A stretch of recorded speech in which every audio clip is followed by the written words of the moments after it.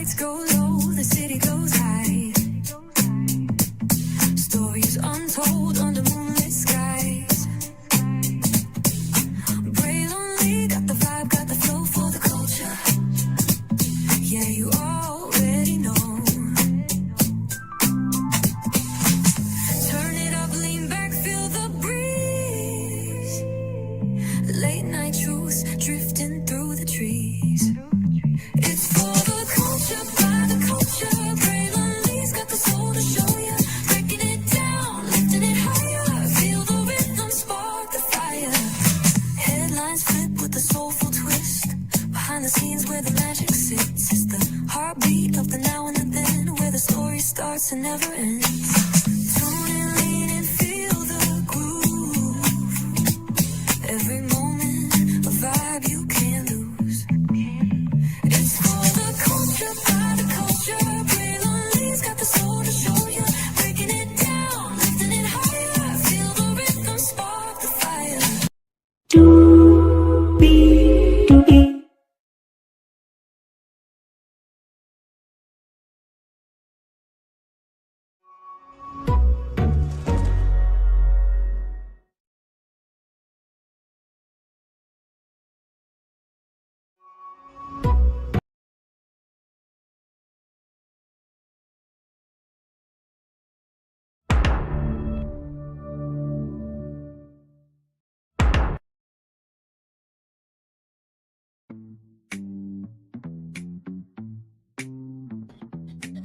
Well, hello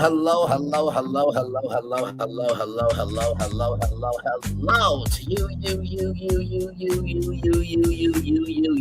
you. Welcome into another edition of Braylon's Virtual Tour Live. We are live on tour. Hey, everybody. It's been a little minute, not too long, though. I will explain what happened. A lot's happened. I'm going to be open, candid, and transparent with y'all because y'all, the Virtual Tour family, and we are one.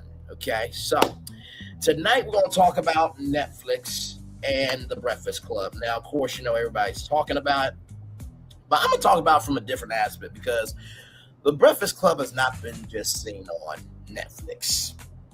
Wait till you see the history I got. Okay, so let's make it do what it do because higher is waiting, lower is available. But either way, we gotta go on tour. Yes, indeed, we do. Let me take down this iconic intro here.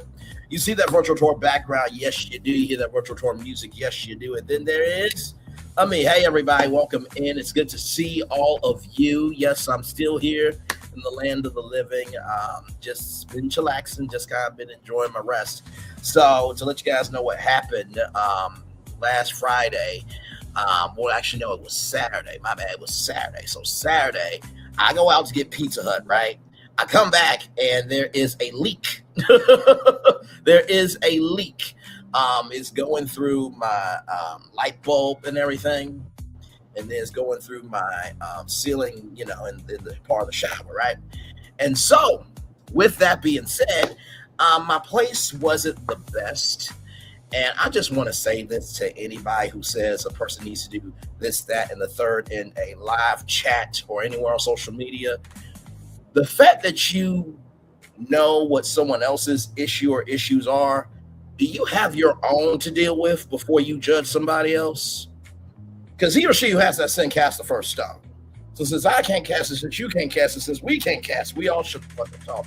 Hello, Slugger Official. Hello, Jared White. CC, good to see you, my friend. Shout out to the 14 people here. So, to let you guys know, I've always tried to keep a positive attitude, but for the longest time, I felt like I wasn't where I really wanted to be in life. So, my place and, how I looked wasn't the best. Of course, I still came on to give you guys a good show because that's what we do over here. This is a outlet. This is our place to fall. This is the after show for the culture of the culture by the culture. And so I mentally resetted some things and I am happy to say that I'm breathing good. And just recognize if anybody moves like that, where they say this person looks like they need to do this, that, or third, just know that they probably are not doing anything virtually or in reality that they need to attend to their own issues. They ain't doing that. Number two, to say that anywhere on social media is a really poor reflection of how you don't care about anxiety, depression, or anything else. But bigger than that, what that goes to show is that keyboard warriors are warriors, but they're never conquerors. Because somebody who's a conqueror will be attending to their own issues. Okay. In the words of many people, where's the content? Where's the content? Where's the content? I guess we just got to talk about anything just to exist nowadays, huh? I did say this was going to prove who's a real content creator, who's not a real content creator. And I wonder what Anonymous T has to say about what a real good streamer can do. Because here's the thing, a good streamer can find other content. Because here's the thing, a good streamer can find other content. Because here's the thing, a good streamer can find other content. Because here's the thing, a good streamer can find other content. One more time, Anonymous T. Because here's the thing, a good streamer can find other content. That's why I thought. So, with that being said, welcome in. It's good to see all of you here. Let's get to it. So, everybody is talking about The Breakfast Club and Netflix and everything in between. By the way, I just want to say this. When it comes to people who believe that there's somebody important, I think of Rihanna. I think about Niecy Nash. I think about Jill Scott. I think about Lisa Ray McCoy. Those women never had to say, I look better than this, that, and the third, bloodline or otherwise. If you really are beautiful, if you really are about your shit, and you are worth something, those women execute that. They don't say that just to feel like they're somebody. Because if you got to talk that much, you really are shit to yourself. And that goes for the men too. We equal opportunity for genders over here. Now, with that being said, everybody's talking about The Breakfast Club and Netflix. Of course, as you guys know, I am a media nerd. CC knows this because she follows me very closely here, and we break a lot of media stories over here. And if you watch the morning editions, there's a song that I play called "A Lot Happens Early," because a lot happens early over here. So I wanted to just give you the lay of the land before we got to The Breakfast Club and Netflix. So here we go. Give me a moment.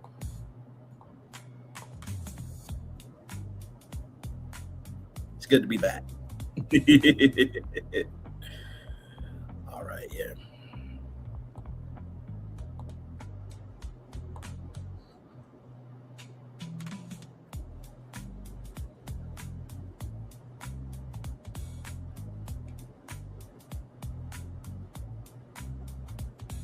Okay.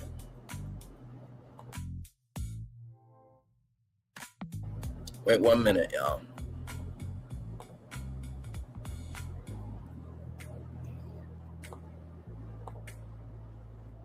There we go.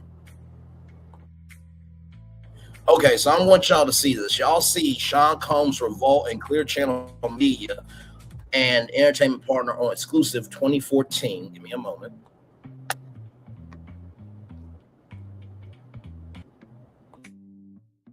Programming. So it says Sean Combs, Revolt, and Clear Channel Media entertainment partner on exclusive 2014 programming. New York's Power 105.1's nationally syndicated hit radio show, The Breakfast Club, to be televised on the new multi-platform cable network. So Revolt and Clear Channel Media, also now known as iHeartMedia, and Entertainment, announced that on that day, the nationally syndicated award-winning hit radio show on New York's Power 105.1, The Breakfast Club, starring Charmaine the God, DJ Envy, Angela Yee, and DJ Envy, be televised live Monday through Friday on Revolt TV beginning on March 3rd of 2014. So everybody's talking about Netflix, not recognizing The Breakfast Club has been around. So let's continue here.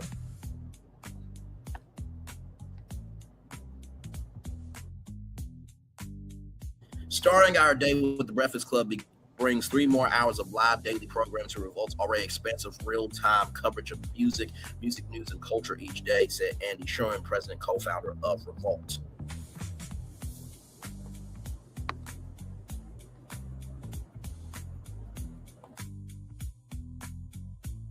right here, taking this award-winning Power 105 morning show and extending its reach to television reinforces Clear Channel position as a preeminent multi-platform entertainment company, said John Sykes, president of Entertainment Enterprises for Clear Channel, also known as iHeartMedia. We are a company that creates incredible original content every day. We are excited to partner on this with a true visionary like Sean Combs. Launched in December 2010, The Breakfast Club was named the #1 radio program in the nation by Source Magazine. It's also widely regarded as one of the most informative and entertaining urban morning shows today.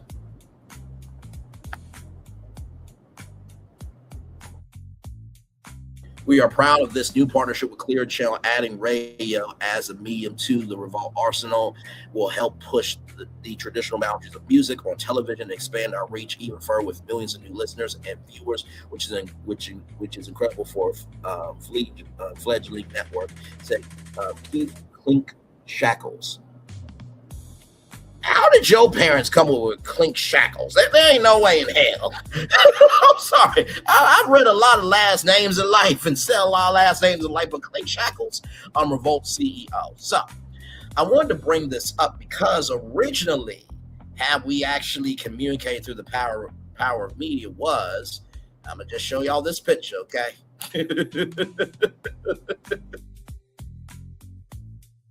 For those of you who know, that would be my shirt. And I needed to clean up myself. But either way, I was hanging out with my mom and helping her with some stuff. So that's kind of my work shirt. But still needed to, But if you're wondering what that VHS tape is in my hand, let me zoom in on it.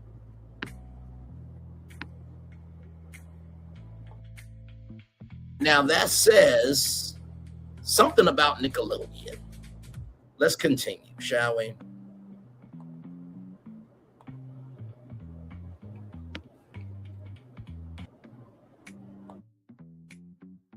Ladies and gentlemen, that is the VHS tape of the Nickelodeon Sleepover Jam in 2003 that I was on.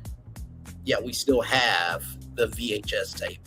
When I was at my mom and dad's place and we were, me and my mom were hanging out and I was helping her move some stuff and everything else. I saw the VHS and immediately got excited. I'm like, can you please send me the photos? Because I'm going to share this with my audience and they are going to flip. So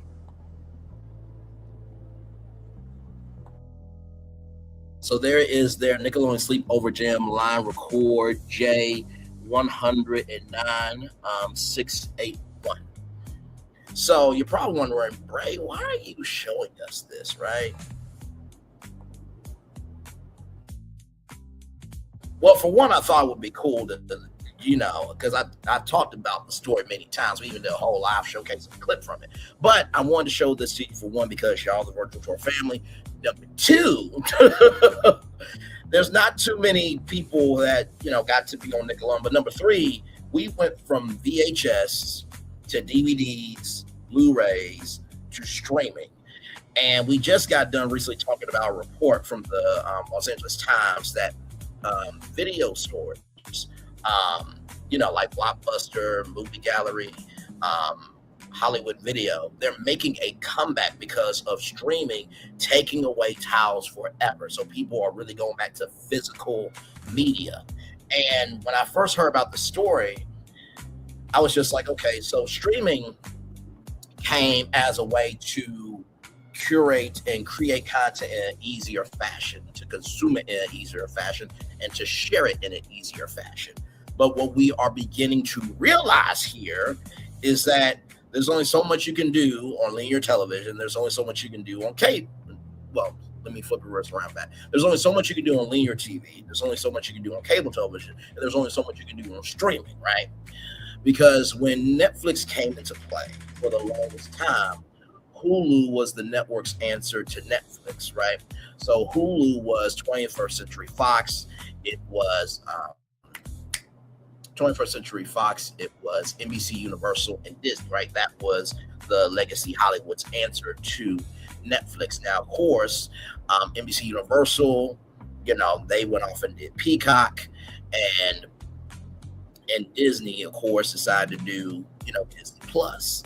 So Hulu is now folding into Disney Plus. I still think that is a dumb ass decision because Disney needs a place for adult content.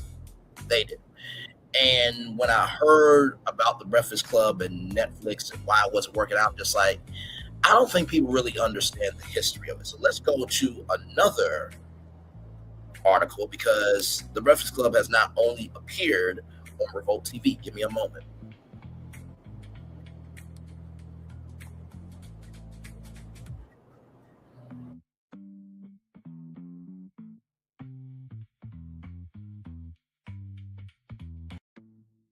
Been on BET.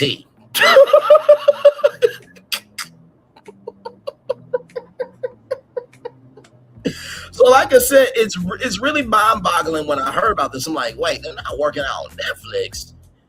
They were on iHeart. They were on Revolt TV. They were on BET. Let's get into this. This was an exclusive from the Hollywood Reporter. Let's keep going here.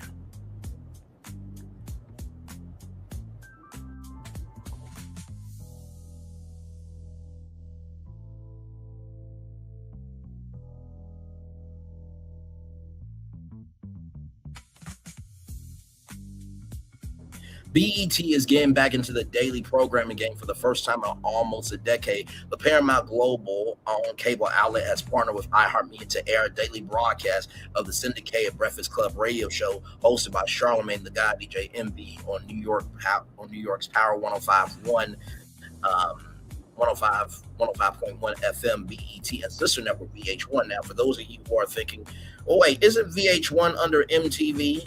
It was a long time ago, but then control went from MTV to BET. We'll air a 1 hour edition of the show at 9 a.m. Eastern weekdays starting April 17th.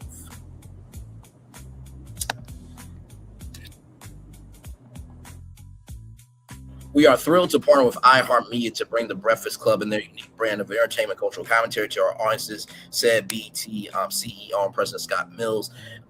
In a statement, we recognize the show's influence and popularity. We are confident that the partnership will be meaningful to our viewers and partners. Host Charlamagne and DJ Envy are longtime members of the BET Paramount family.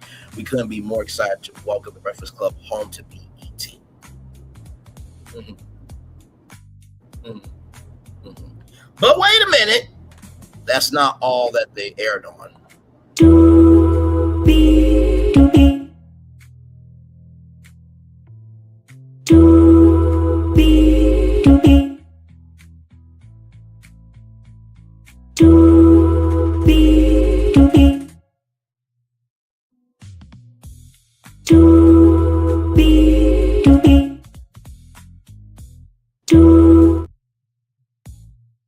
We were not about to be in a Tubi time loop, okay? But yes, the Breakfast Club has also aired on Tubi. Give me a moment.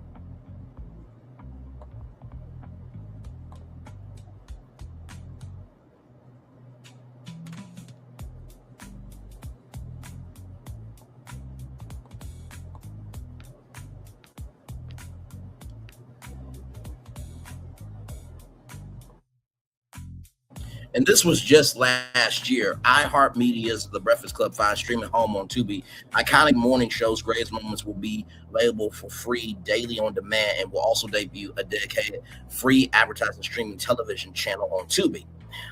This came out January 23rd of 2025, so last year.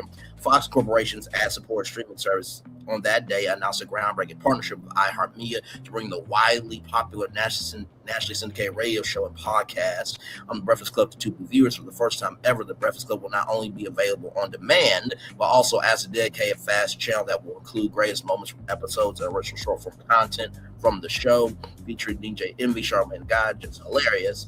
The Breakfast Club boasts a global reach of 6 million monthly listeners and has a massive social media following. So let's review. They've been on Revolt TV. They've been on BET. They've been on Tubi. 3 platforms, ladies and gentlemen. So when people say, oh my God, they finally, they moved over to Netflix, it's like, no. They've been out here on multiple homes. And this is, I think, why people get frustrated sometimes with, the creator economy, because it's just like, Can somebody do their research? Can somebody do their homework? Can somebody do the actual job of executing the assignment to understand the totality of everything? So when you look at Revolt TV, that was linear television, right? But they also have a streaming platform. You look at BET, that's linear television, and BET Plus, right? And then you look at Tubi, which is free streaming, right? I want to take you back even a little bit further. Y'all know the Steve Harvey Morning Show, right? Turn your radio, turn your radio on. I don't know if anybody remembers this, but there was a show called the Steve Harvey Project. That was on Centric. What's good? Now that network is BET Her, but that came on weeknights.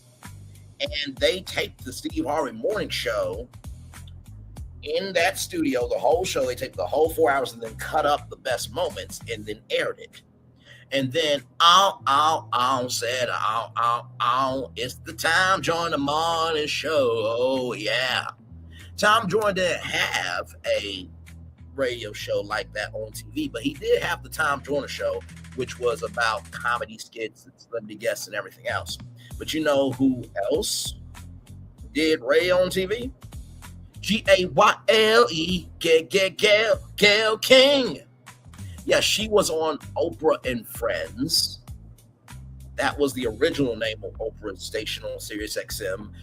After that became Oprah Radio, but Gayle King was on Oprah and Friends and also simulcasted on the Oprah Winfrey Network, and she left that to go over to CBS. But you know who else did radio on TV? Hey now, peace of love, brother, peace of love. Howard Stern did radio on TV on the E Network. This is what I mean by this is what the fuck I do. Now, I'm not saying everybody gotta know how this web is connected, but you can't get to Netflix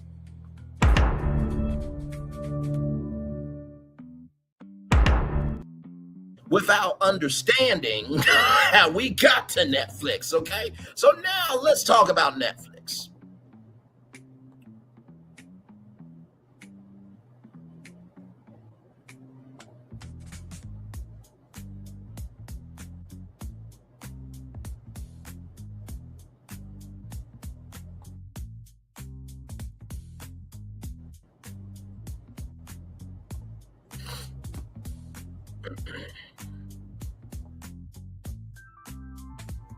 So, iHeartMedia, the number one audio company in America, and Netflix on that day, December 16, 2025, announced an exclusive video podcast in partnership with more than 15 industry-leading original iHeart podcasts, rather.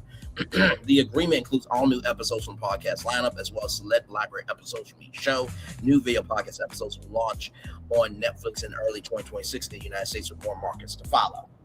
So, you know, we talk about the creator economy all the time and how, you know, people are listening to podcasts more than ever. I've always believed that podcasts are just specialized radio. So when you hear a true crime podcast, it is true crime radio. When you hear a technology podcast, it's tech radio. When you hear a film podcast, it is a cinephile radio, right? So podcasts are a lot cheaper to do than a talk show, and there's been many of them. Chelsea Handler tried her hand at a talk show on Netflix. That didn't work. No, for real. I think Hulu tried to do a talk show a while back with Yahoo, but that didn't work. And remember how we talked about it was Kelly Clarkson, Jennifer Hudson, and Sherry Shepherd, right, with the talk shows. And we read a post from a brother that said that the scarcity used to be that, hey, it was only celebrities that had power, but the scarcity dynamic has changed where everyday people have the power, and people are looking for authenticity and integrity in terms of how you communicate with people. And with talk shows, it's a very polished platform. So to find a talk show host that can understand streaming and the space of streaming that, you can go 2 hours with no commercial breaks, and you can be more fluid and more loose and more flexible, while also understanding legacy media about ad revenue and, brand partnerships and everything else is very difficult to find. So what I truly believe happened, and don't worry, we're going to get to some videos that are going to get into this a lot more. But what I think happened was you got to get them before they get you. In the words of much of the damn DEA when she sat down with Dr. Phil, I got to get them before they get me. So video podcasts have been trending upward, right, for a while now. And so Netflix thought, okay, well, if we get these video podcasts, right, that is actually less money on us to actually produce a Netflix original. That may not work out. Number two, these video podcasts have already established fan bases, so they will come over and subscribe. And number three, we can get as many of them as we can. So because we are worldwide, we don't have to worry about, licensing and everything in between, right? So I think those three things. But like I said before, when you move platforms, you also have to take into account not just the financial capital it takes to make a move, but you got to think about the social and cultural capital, right? And there was an article that I read that said from a YouTuber. I'm trying to think. It was an article that I read where a YouTuber said, if you move off of YouTube, people will be upset with you because they feel like you are abandoning them. And I think the best thing that the Breakfast Club probably should have done was with the Pat McAfee round of, okay, bet, this is what we'll do. We'll license the Breakfast Club to Netflix, right? But also, too, let's stream live to our YouTube channel, the Breakfast Club YouTube channel. Let's stream to the Netflix YouTube channel, and let's stream to Strong Black Leads YouTube channel. So that way they would have never left, because what YouTube is able to do is able to create genuine organic growth. And that genuine organic growth feeds into the videos, it feeds into the shorts, it feeds into the guests, it feeds into the bandwidth of how people can engage with it. But when you put it behind a paywall, then you are reducing the reach of how people can invest, consume, and connect with you. So I think that's what happened. I think that Netflix was like, okay, we see this trend, we need to get ahead of it before we get cannibalized by it. And I don't know how the other podcasts are doing, but for everybody saying the Breakfast Club, there's something in the bottom of that. So let's keep going here. We're going to go to Poetic Flat Earth. Here we go.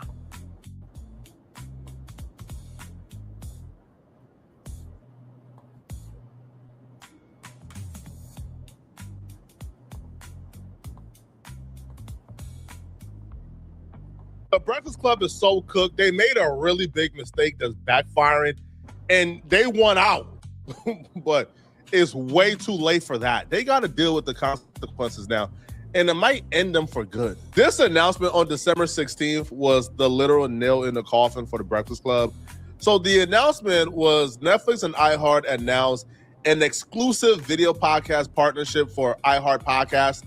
Now, the announcement stated that iHeartMedia, the #1 audio company in America, and Netflix today announced an exclusive video podcasting partnership for more than 15 industry-leading original iHeart podcasts. The agreement includes all new episodes from the podcast lineup, as well as select library episodes from each show. New video podcast episodes will launch on Netflix in early 2026 in the U.S., with more markets to follow. The lineup of the podcast joining Netflix includes The Breakfast Club, hosted by Charlamagne the God, and one of the biggest broadcast radio shows in the country, my favorite, with Chelsea Handler. I knew the executives at iHeartMedia had no idea what they were doing, and everybody involved, including the people who had maybe a say in those conversations, didn't want to tell them, hey, don't do this, because they also wanted to get paid. But I knew they didn't know what they were doing when they included Joe and Jada in this deal. Joe and Jada just started a new podcast.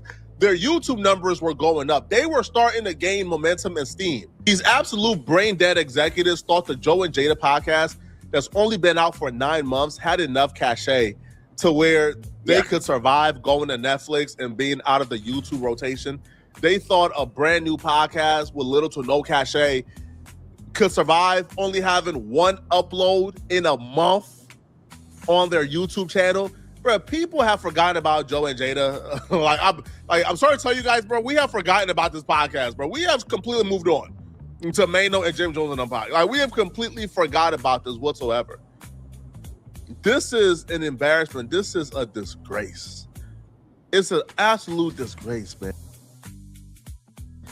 Now I want you to think about that.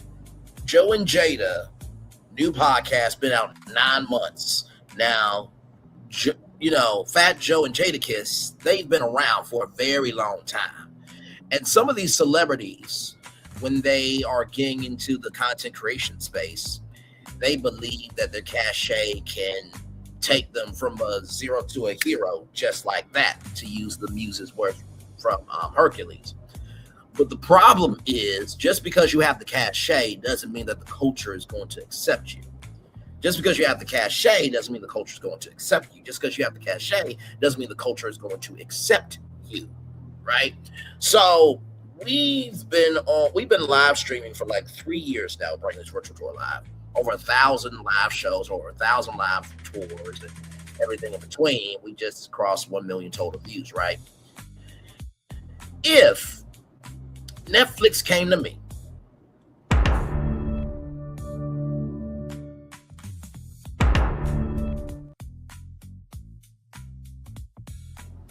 and said, hey, we want to take Braylon's virtual tour or Braylon's virtual tour live, and we want to put it on Netflix, on one hand, how could you not at least think about it? It's Netflix, right?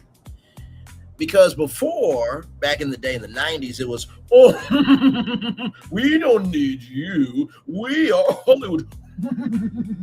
No.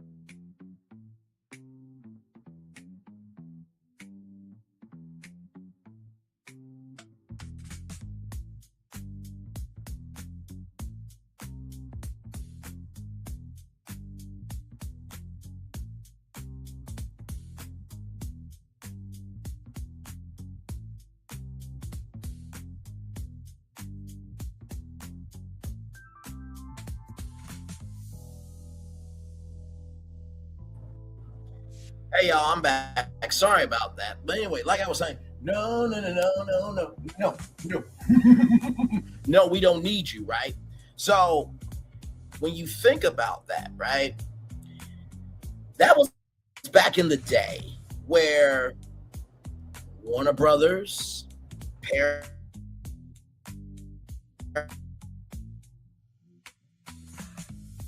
Paramount, they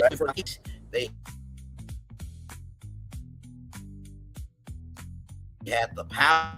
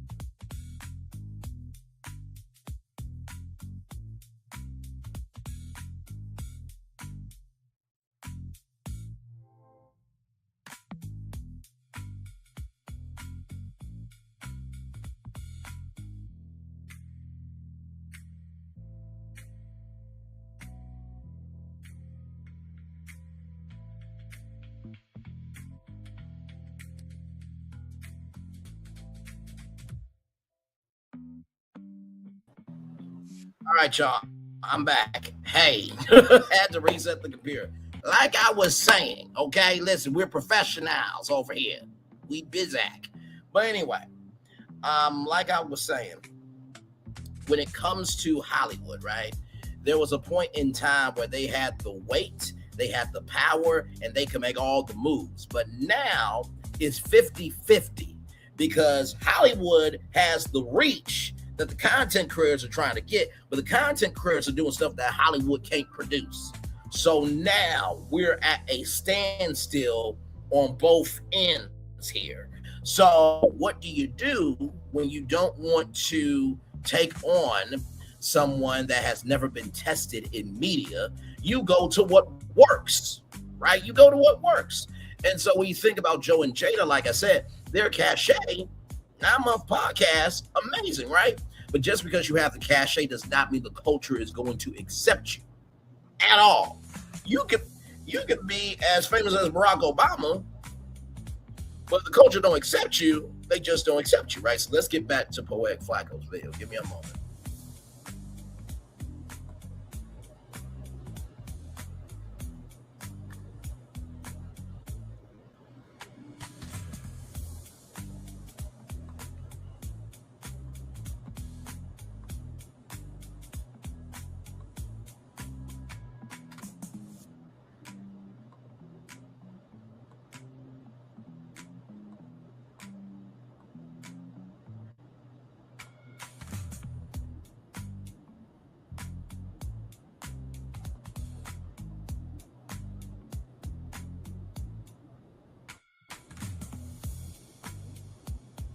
Their YouTube numbers were going up. They were starting to gain momentum and steam. These absolute brain dead executives thought the Joe and Jada podcast, that's only been out for 9 months, had enough cachet to where they could survive going to Netflix and being out of the YouTube rotation.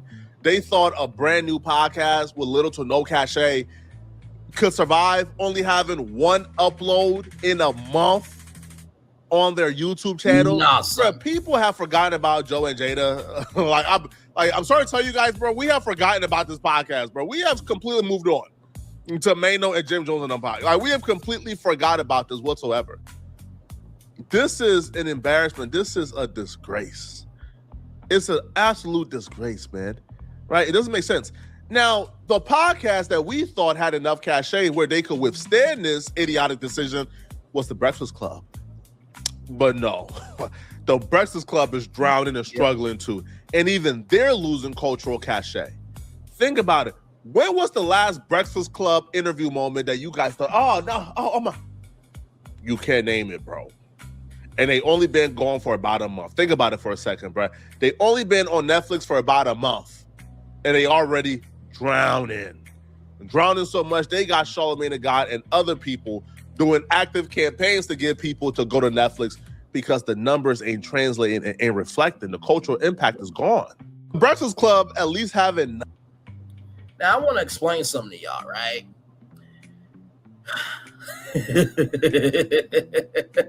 and I'm being very loving, kind, and gracious here because it's very multi-layered with this destination. What Netflix thought was, okay, iHeartMedia has established platforms. They have celebrities that people know. So if we utilize their studios, right? If we utilize their camera setup, and they already create the content and we air it because we're Netflix, people are going to go Netflix to see The Breakfast Club. Nah. Like I said, The Breakfast Club, they have been on Revolt TV. They've been on BET. They've been on Tubi and now Netflix. They've been on 4 platforms, not just Netflix, Tubi, BET, and Revolt TV. So if you're not working for linear television, right, and you're not working for streaming, what does that tell you? Is The Breakfast Club done? No, I don't think so.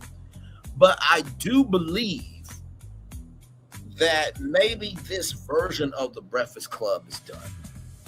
You know, when Angela Yee did that tweet of The Breakfast Club, as you now know it is over, and she went on to weigh up with Angela Yee, I think that was going to happen regardless, because from the interviews that I have watched with Angela Yee, she has always wanted to do her own thing. It was a period in time, but when you are a intercommunicator, that's entertainer and communicator, you want to do your own thing, right? And so, 6 million monthly listeners is a lot of people, right? So for Charlemagne, DJ Envy, Lauren DeRosa, and Just Hilarious, they can use that as a promotional vehicle. I think they're on from 5:30 a.m. to 10 a.m. or 5 to 10 or 6 to 10 a.m. Either way, they're on for 4 hours, 4.5 or 5 hours, 5 days a week. That's a lot of promotional time. But I think what Netflix did is what Disney is going to do with Hulu. They are going to see that when Hulu folds into Disney Plus, of how everybody is not going to be here for it. They're not. Now, my sister said that, Hulu being on Disney Plus makes it easier for everybody to navigate, content, access what they want, this, that, and third. And my sister is right on that. She's absolutely right. I think the biggest problem is, and I asked this question on my thumbnail, are mergers expanding the industry or are they shrinking it? Because think about it. Did the Breakfast Club need to do this? No. Honestly. And to be real with you, I think that with iHeartMedia, they've made, like I said, Revolt TV, BET, Tubi. I think what they probably should have done is went to the CW. Even though the CW, nobody's watching it like that. I mean, it's to the point where Seth Rogen roasted the CW on the CW when the Critics' Choice Awards were airing. Like, y'all ain't got no shows nominated. Come on, CW. Like, Seth Rogen roasted CW. So, I'm sure the CW will not work for Seth Rogen anytime soon. But then again, Seth Rogen, CW's CW. But the reason why I bring up the CW is because the CW would do the iHeartRadio Music Festival, special on the CW. And I believe that the iHeartRadio Music Awards are coming to Fox, because I just saw an article that Jesse Collins Entertainment's producing it, right? What I would have done was like, hey, listen, maybe we can take 1 to 2 shows from iHeart and put them on Fox, a network that people actually watch. And why would you do that instead of Netflix? Because linear broadcast, what people can be curious about, streaming reflects what they actually embrace. Now, of course, you got to think about Fox One, their streaming service, and how Fox said that they work on posting the original content on there. But I beg to differ, because we talked about Fox Creative Studios with Gordon Ramsay leading the cooking vertical and Rosanna Pansino, who's a huge YouTuber that's going to be a part of that, and many other great cooking content creators. And then they're going to have verticals for pop culture. They're going to have verticals for commentary. They're going to have verticals for horror. They're going to have verticals for technology. They're going to have all these different verticals, all these different, entry points for content. So I think Netflix wanted to get ahead of this trend of video podcasting. They want to be the home for it. And honestly, you could say that Spotify actually inspired them, because everybody remembers Joe Rogan's contract, Higher Learning with Van Lathan and Rachel Lindsay and all these other video podcasts. I think Netflix saw opportunity to be the home of, okay, Spotify's got the audio, we got the video. But the thing about Spotify is you can have a free Spotify account. You cannot have a free Netflix account. They don't have a Netflix free advertised streaming television platform. They don't. They didn't even want to do. They didn't want to do an ad-supported tier, but that ad-supported tier has brought in a lot of money. So Netflix thought that they could have low overhead, make this move, and then everybody will go over Netflix because they're Netflix. But they forgot the cultural cachet of accessibility determines how people connect. Let's keep going. Enough content to where they could still upload a couple times a day still. They aren't completely drowning in terms of content not being posted, but the numbers ain't reflecting, bro. Look at 3,000 views in a day on a Breakfast Club interview. Right now, they're only posting some interview clips. Like, they're very limited.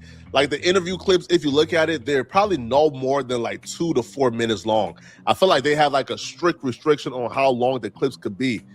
Yeah, very restricted. 2 to 4 minutes. But when you click on the interview clip, what you begin to see now is Charlamagne the God is doing a commercial at the end, telling people to go over to Netflix. They weren't, Justice doing this now, right? Yeah. So you got multiple people. There's multiple folks from the cast who's now doing commercials at the end of these clips, now telling people to go over to Netflix because the numbers ain't translating fast enough. They are panicking. They're losing their relevance. This is sad, bro. Look at this. What's up? Want to catch the full episode and full interviews? Go to Netflix. Hit that remind me button so you can be notified for all the new drops. That's hilarious. And let me tell you something. For the Breakfast Club to be posting 2 to 4 to 5 minute clips, that's what content creators do. Y'all are a whole platform. You could have went back in the day, you could have went on their YouTube channel and saw a full 30-minute interview. 40 minutes if you pad it with, other content, right? And it would get, maybe, 300,000 views or so. But who in the hell is going to watch a 5-minute clip and then go to Netflix to see the whole thing? Come on now. Really? I mean, hell, y'all at least get 2 hours of content right here for free. Like, why would I pay for more content when I could go find other content that relates to me for free? That just makes no sense. Let's keep going. Apparently didn't get the memo for how dire this situation was. So they had Charlamagne the God do it. Charlamagne the God put it into perspective. Hey, bro, like, we need y'all to come to Netflix, bro. Like, it's getting dire over here. And the fans let it be known, bro. Yo, we hate these clips. Screw Netflix, bro. These are 2-minute clips, bro. We don't got no use for these clips. Somebody says, what's worse than a lie is pushing people to go to Netflix to listen and watch a radio show. Why does he look? Well, okay. It's called the Breakfast Club for a reason. I want to see or hear y'all in the morning. Right now, I'm feeling like y'all should be called the Lunch Club or the Next Day Breakfast Club. You guys were my morning routine driving into work on YouTube, and now you're not. I'm okay with y'all being on Netflix, but damn, it seems like I have to wait forever for the episodes to drop. I'm sure I'm not the only one who feels this way. Okay, I'm done ranting now. I still love. Now listen, I personally, me, Poetic Flacco, I've never gone to Netflix to watch a podcast. I'm never going to. I'm not going to Netflix to watch no Breakfast Club. So I can't even tell you if what she's saying is true. But if you add on top of it being on a new platform, now there's delays. Now they're not getting the episodes as fast as they used to. Yep. Oh, y'all just asking to ruin y'all brands, bro. This is just disgusting. Yeah. No, it truly is. I mean, most streaming platforms, for example, Paradise, right? Which is on Hulu, by the way. If you haven't seen Paradise, catch it. It's a great show. Most streaming platforms, they will drop their episodes at midnight. So for all the Power Universe fans, for those who have the Stars app, you can watch the episode, and for the content creators that would stay up for the episode at midnight, they would get online, make it do what it do, and there will be spoilers, in the morning, right? But of course, that makes sense because it's more of a story. But when you have a platform like the Breakfast Club, you want to be timely, right? If I do Braylon's Virtual Tour live on Netflix, weeknights from 6 to 8 p.m., streaming around the world, and you got to wait until midnight to get the edited version for Netflix, I'm sorry, y'all disrespected my audience. Braylon's Virtual Tour Live and Braylon's Virtual Tour, the brand, is about going on tour to the highest destinations that people are traveling to virtually to leave their comments, their thoughts, and their perspectives. Why are we waiting for my show to drop when we do the show in real time? And like I said, if I were to do something with Netflix, I would want, okay, cool, we'll broadcast it live on Netflix, but we're also going to broadcast it on Netflix's YouTube channel and my YouTube channel. That's what we call licensing. That's what Pat McAfee did. Pat McAfee can basically do whatever he wants to do because it's his platform. And the Breakfast Club should have recognized that. Because now, like that one commenter said, y'all used to be my morning routine in the morning. But now, if I gotta wait until 3 o'clock, the content y'all did that morning is basically shit. It's non-existent. It has no use for me. Let's keep going. Ha! YouTube, I know y'all pissed off right now. Okay, another clip, but we're on Netflix, man. Stop acting like y'all don't have motherfucking Netflix. I'm sick of y'all acting like y'all don't have Netflix. It actually disgusts me. If it was any other paywall, I would completely understand. Netflix been around just as long as the Breakfast Club. It's on everybody's remote controls. It's in hotel rooms. You got Netflix. Talk about, we ain't paying for Breakfast Club. You paid for Diddy Doc. You paid for Stranger Things. You paid to watch Jake Paul and Anthony Joshua. You know why you paid? Because you've been paying for Netflix for the last 15 years. It's not like, Breakfast Club is on there now, so now we charging you more money to watch. Just go to the podcast section, click on the podcast section, type in Breakfast Club, and everything will be right there. Donkey of the day, the full interview, whatever you're looking for, the full episode. Go do it, man. Okay? Just change. That's all. Change is good. Have a great day. Here's what they're not. Now, wait a minute, Charlamagne. You say change is good. Bro, of course change is good for you because you getting a cut of that Netflix money, motherfucker. Of course it's good. Now, two things can be true, right? Two things can be true. He is right on the fact that, we pay Netflix for the Diddy Doc and Stranger Things on the shows. But, bruh, the Diddy Doc was produced for consumption for a platform like Netflix. Stranger Things has been a Netflix original. Y'all were for free. Do y'all not get that? There's a difference here, a distinction, and the valley of differences here between the Breakfast Club and those shows. That's like Charlamagne the guy saying, "Hey, you know what? We are just as good as Orange is the New Black." No, you're not, because Orange is the New Black has a history with the prison system and talking about women's stories and how they overcome their obstacles. It's a deeper lore there. Y'all are just black people getting on the mic and talking about the culture. Damn. Like, not to reduce what y'all do, because, to do live morning radio is not easy. I've done some morning radio here and there. But, come on, man.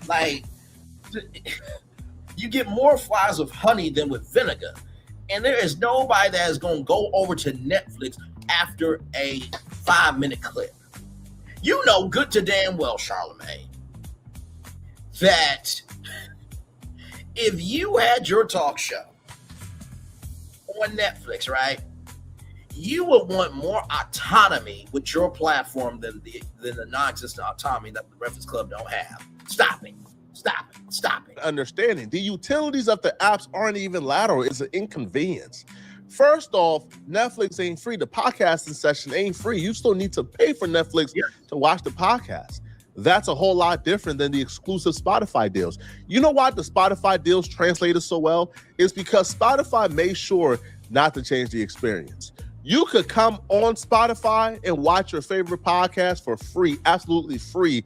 Even if you didn't have a Spotify membership, you could listen to your favorite podcast for free and have the video for free as well. So Spotify gave you the video option and the audio option for absolutely free whatsoever. All you had to do is just download the Spotify app and you could watch it. So that's the difference between Spotify and Netflix, right? Netflix, you got to pay to actually watch it. So that's one. Secondly, the utility ain't lateral. Think about it for a second. How do people utilize Spotify and YouTube? 90% of people who watch YouTube or listen to Spotify do it from their phones. They open up their phones, go to the app, and they listen and they watch from their phones. Correct. They are used to and accustomed to using their phones to use these apps. This is just how they do it. 90% of people who watch Netflix watch it on their TVs or maybe their laptops. Right? Very few people watch Netflix from their phones. That's true. Right? Most of us have TVs. Usually Netflix is an end of the day activity. Netflix is, I come home at the end of the day, I turn on the TV and I watch my Netflix before falling asleep. Or there's this big grand experience, this big grand boxing match, this big grand TV show that I got to catch us on, this huge premiere. I'll go to my TV and I watch it at the end of my day. Now, Poetic Flacco is talking about appointment television. For those of you who remember Star Search that just came on Netflix, we talked about the revival here on the channel. And a comment that I read really got to me. It's like, so the platform that took away appointment viewing wants you to make an appointment to view them. Where they do that at? So streaming, it seems like it is going through that, what do they call it with, oh, that's right, when you're in a dead zone and you're trying to speak but nobody can hear you because your signal's bad. It seems like streaming is going into a dead zone of creativity. Of, if I can get it here for free, then why am I paying? Because streaming now is costing just as much, if not more, than cable.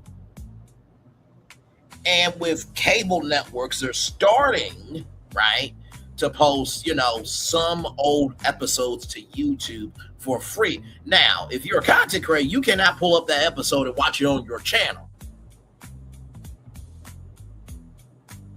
Although you should be able to if it's on YouTube. You know what I mean? Like YouTube Movies and TV is one of their biggest platforms where you can rent, buy, movies and TV shows, seasons of TV shows, and watch it on YouTube. That is a platform, right? And so, to me, I feel like with the Breakfast Club, this was not the move. This was not the move. You do not hurt. How can I put it?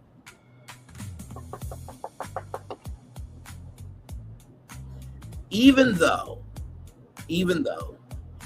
you leave your hometown to make it big, you don't forget your hometown. And the Breakfast Club forgot their hometown was everyday people that liked them enough that they met them where they were. But y'all made it so big now, y'all expecting everybody to be where y'all at, when in reality, your audience is very far from where you're at. Let's keep going. The Breakfast Club and these YouTube programs were a part of our day. It was something that we woke up, we turned on, and would go about our day. People aren't used to consuming Netflix in that manner. They just not used to it. People don't put on their like favorite TV show, close the app and listen to it on their daily train ride. That's not how that works at all, right? And the reason why people were tuning into the Breakfast Club or other news programs is because of convenience. I can just go to YouTube, turn it on, blah, blah, and go about my day. That's what it brought. So the experiences on Netflix and YouTube aren't lateral. And again, it might appear as, bro, just download Netflix. No, people get used to, their routines. Yep. And understand this, people will find something else to fill the void and the gap faster than you could find other people to replace them. Yep. They will find somebody else to disseminate information and news to them faster than you can find a new user on Netflix to fill their void. I'm just being real with y'all. This is very, very, very, very, very bad. And I don't know why anybody would ever agree to this. Why? Now to check again, the OG got $200 million. Shout out to Charlamagne the God, man. That ain't his fault. He's not one of the executives that made that decision, right? But the big homie got $200 million. Shout out to Charlamagne the God. So, bro, if I'm Charlamagne, I don't give a damn, bro. If y'all listen or not, I got 200 M's. I'm straight. But I'm sure the 200 M's probably has some performance stipulations, probably performance bonuses in that 200. And by the way, I have to give Toss Away K her credit, because she said that 200 million is based on if they get a return on their investment. If the subscriber count and the retention rate is where it needs to be, then they can go. Right? And so the way that I see this, honestly, for iHeart, is what they should have done is they should have created iHeart Studios, the movie and TV division of iHeart, and said, hey, Charlamagne the Guy, you want to, do something with iHeart Studios? It's in-house. Okay, where do you want to do it at? Okay, cool. We'll do a show with Charlamagne on Netflix, because that show is curated, right?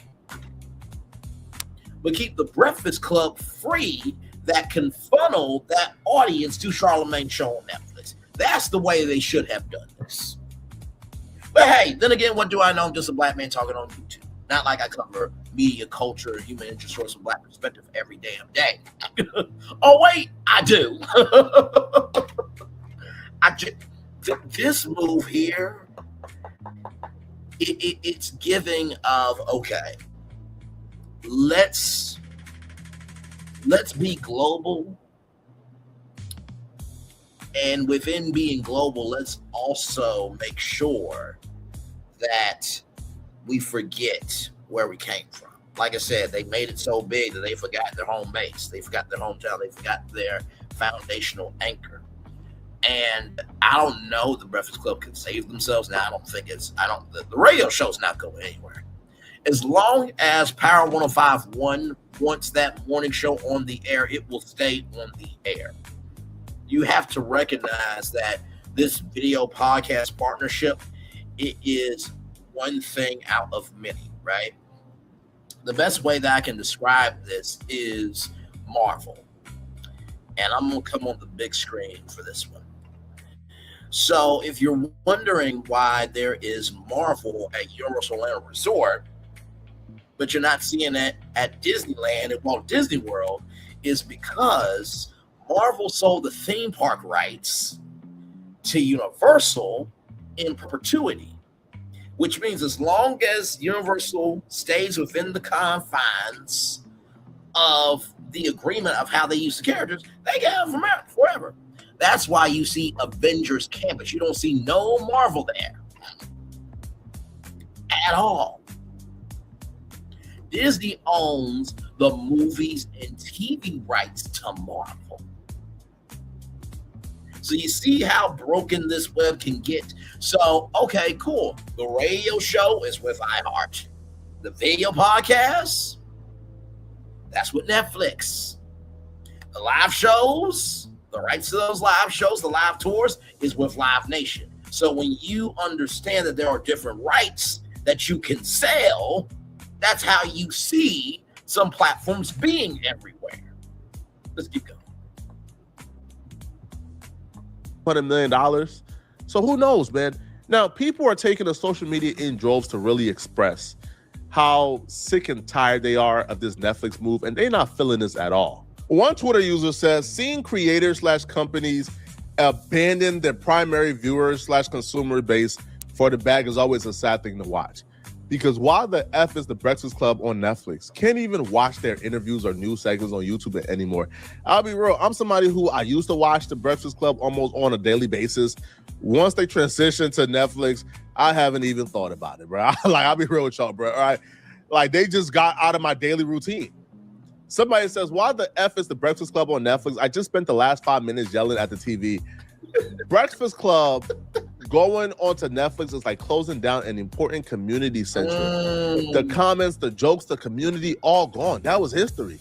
Yeah, the comment section was a part of it as well. I don't feel like Netflix got a comment section for podcasting, right? No. They kind of underestimate routine or exactly why people are coming to watch. I feel like that's what they truly underestimated. A lot of us, when we watch YouTube videos, the first thing we do is go to the comment section. That person is right. They took away that from the experience as well. 2 questions. Why is the Breakfast Club on Netflix?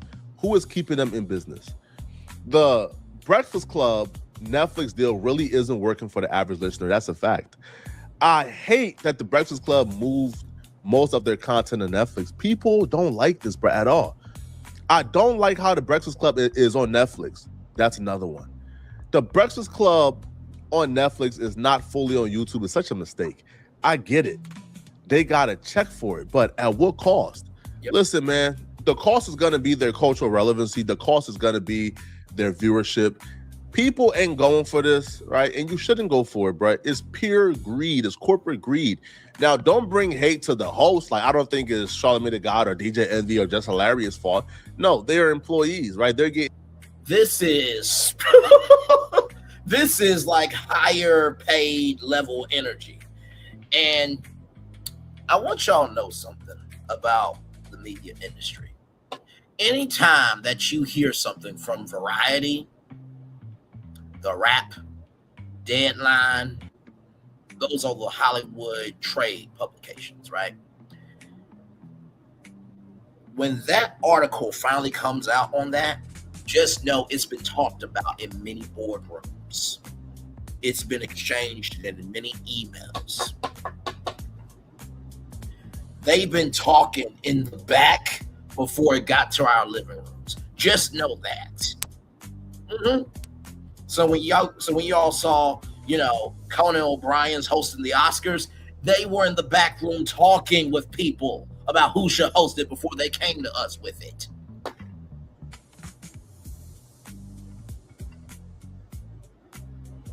Anything that is big in media usually gets ran through the cycle, the washing cycle. Make sure, there's no, what they call it, impurities and all that stuff. Then they got to go through the drying cycle before they get it out to us, right? They got to make sure that it makes sense for the shareholders and the board of directors. It's also got to make sense for the consumers and the fans. There's a war between art and commerce, and it's a war that's really never won. And really, if I had to say who wins that war most of the time, it's usually commerce. That's why it's called show business for a reason. You cannot put on a show without money. You can't. You can't put on a show without money. But if you don't put on something that's worth something, how can I put it? Without the business, you can't create anything. But if you don't create anything that's worth something, people are not going to invest in you financially. That's what it is. Welcome in, everybody. We are talking about iHeartMedia and Netflix. It's been going around that everybody's been talking about this. And of course, I was going to have a lot to say on at the top of the show. We talked about the fact that the Breakfast Club has been on Revolt TV, which was PD's network before everything happened. Then we also talked about the fact that the Breakfast Club was on BET and VH1. And then they were on Tubi. You probably didn't know that. And that's all public information. That all those links are in my description box. So let's keep going, finishing out this video because we do have more. Getting paid to do something. But all in all, man, one, it should be criminal what they did to Joe and Jada podcast. Joe and Jada podcast is completely done. Like that. I haven't heard a person talk about Joe and Jada in a while. It's completely done. Forget about it. But the Breakfast Club, they probably thought they had more hope. Nah, bro. I'm sorry. Y'all let me know what y'all think, man. Do y'all like the move? Have y'all listened to the Breakfast Club on Netflix? I haven't at all. Now, apparently this is like a multi-year deal. Hey, man, good luck still being relevant, man. All right, y'all let me know in the comment section, what do you guys think about this? And if you're still watching this video and you want to watch another good video, then click on this video here somewhere on my screen, right, to find out how Akon panicked after being confronted for scamming mid-interview, right? He again, this interview just happened. It's fresh off the press. I'm going to see you guys in this Akon video. And if you enjoy my content, click on the hype button below this video. Hypes is how you push videos in the algorithm for your small creators, so we really appreciate it. By the way, hype only works on mobile, not on the desktop. But let's go to Toss Away K because Just Hilarious has something to say. Here we go. Man, our engagement Our people. I ain't gonna lie, yo, since Breakfast Club been on Netflix, man, our engagement, our people be, all the fans that we built up over time, or that they built up, I just got here, that they built up over time on YouTube, oh my God, they feel neglected because Netflix was like, nope, we want all of it. Y'all can't have no other social media presence, none. So now we gotta find other content to do that can go on our other platforms. But it's okay because Just Hilarious got that in a bag, shorty. So make sure y'all tune into Justice Thoughts. I started doing a segment where bankruptcy is actually a very quick process, especially because when the So y'all heard what she said, right? Netflix doesn't want you to have any other social media presence. Now, let's think about this for Netflix, right? Netflix is on Facebook, it's on Instagram, it's on Twitter. Nobody calls it X, it's Twitter still. That Bluebird has more cultural capital than that letter of the alphabet, right? Netflix is on TikTok. Netflix is on YouTube. What people don't understand is how people are able to view you determines how people are able to invest in you. Let me say that on the big screen. How people are able to view you determines how people can invest in you. How people can view you determines on how they can invest in you. So if you can see me on Facebook, Twitter, Instagram, YouTube, TikTok, Clubhouse, wherever else, guess what? You're going to watch the show, because if you don't catch the show, you'll catch me on other platforms. But when you put everything behind a paywall, you reduce the impact of reaching your audience.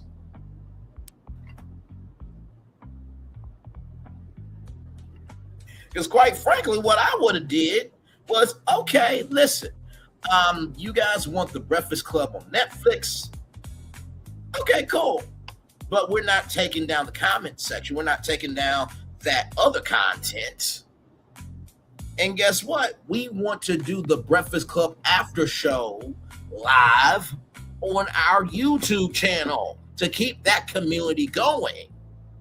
And then guess what? What that does is that creates a home base. So now you got the Breakfast Club on Netflix for everybody who can afford it, and then you got the Breakfast Club after show that keeps that YouTube community going. That's the way Netflix should have done this. Just because you're the big dog on the yard doesn't mean everybody wants to play. Now, I'm being very loving, kind, and gracious in Netflix. Because at the beginning and end of the day, this is just business. Right? But this is why I wanted to go live about it, because I knew everybody was going to talk about, Netflix and, like Poet Flacco said, the consistency of how people view Netflix is more of an end of the day thing. I knew people were going to go from that perspective. But I bet you that a lot of people did not know that the Breakfast Club has been on Revolt TV. It's been on BET and VH1. It's been on Tubi. Some people might have forgot about the Steve Harvey Project on BET Centric. Some people might have forgotten about the Steve Harvey. No, I already said that. Some people might have forgotten about the Tom Joyner Show. Some people might have forgotten about, the Gayle King Show, which was on the Oprah Winfrey Network, by the way. And some people might have forgotten about Howard Stern on the E! Network. Oh, let me bring up Dish Nation. How behind the eight ball I am in missing out on Dish Nation, and how radio came to TV with Dish Nation. It was basically radio personalities doing what we did in the studio, right? So, like I said, this is not the move. And for one of the co-hosts to say that the engagement is not there, that says a lot. But like Poet Flacco said, it's a multi-year deal. Now, personally, what I would do is, I don't know how you can do it. Because y'all know that the Warner Bros. Discovery, Paramount, Netflix, war that's been raging. not Paramount, but Netflix got like a what? I think I got like a $8.2 billion breakup fee. They got a bad for not following through with their commitment. Now, the question is, how big is the breakup fee for this multi-year deal? That's the question. Because what I would do if I'm iHeartMedia is like, okay, our fans are not here for this move. Could we do a partnership where let's say that 3 times, our iHeart radio personalities can produce shows that's exclusive for Netflix, and we can keep everything else on YouTube. Now, does Netflix want to do that? No. Even though the personalities at iHeart are established, that don't mean that the programming that iHeart Studios are going to produce and these iHeart radio personalities are going to produce are going to be successful series on Netflix. That's just the T. Now, Anonymous T also had something to say about this. Let's go to her. About to get the Pop the Balloon live treatment on Netflix, aka get canceled.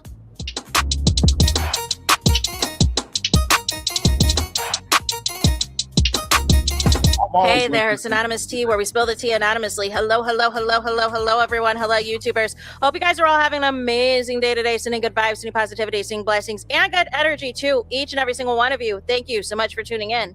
So, anything I say is alleged and in my very, very personal opinion. That's for entertainment purposes only. None of this is personal. The Copyright Act of 1976 is in the description box. Some meat and potatoes, some housekeeping items. So, today we are talking The Breakfast Club. And is The Breakfast Club going to get the Netflix Pop the Balloon live treatment pretty soon, where it has a high potential of getting canceled or getting repurposed or whatever else?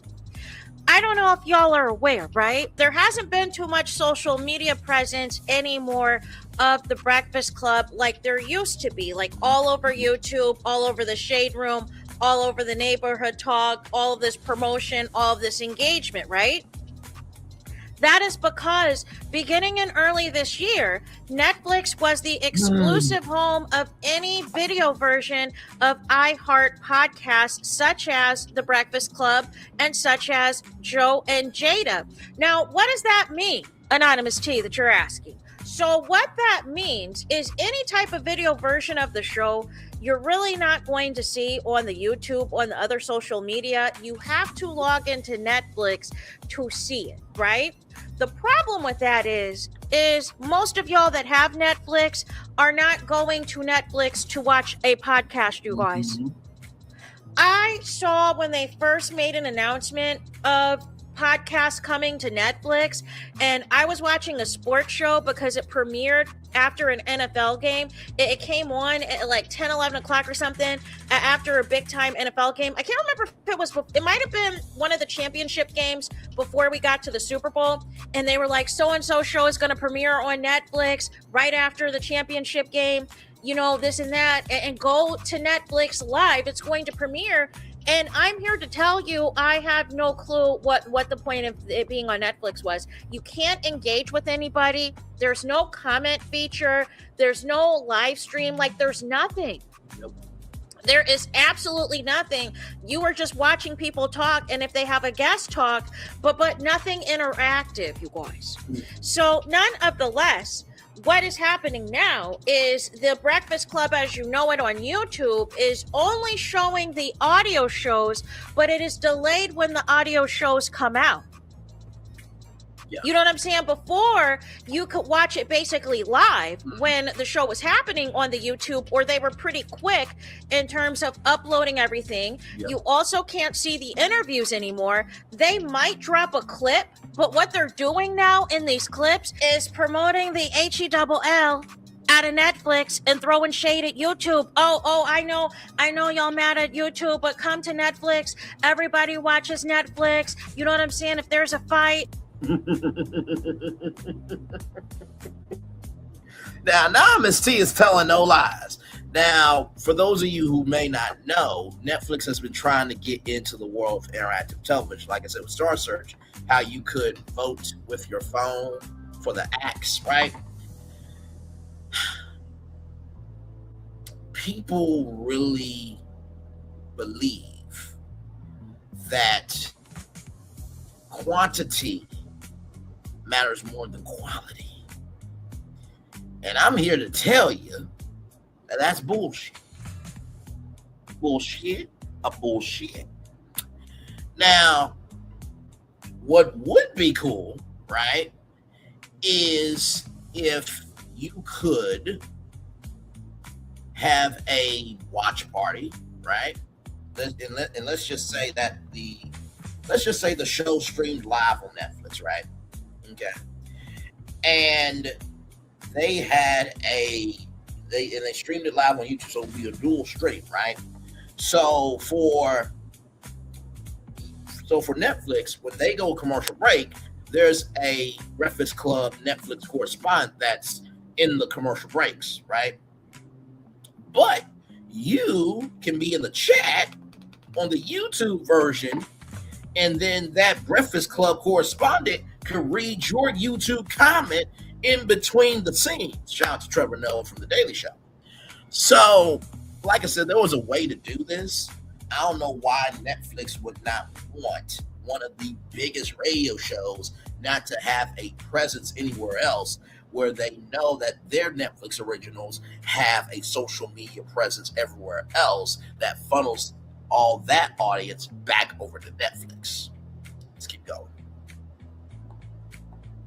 Or if y'all want to watch Stranger Things, or if y'all want to watch Bridgerton, but you just said what it is, Charlemagne. You just called out what it is.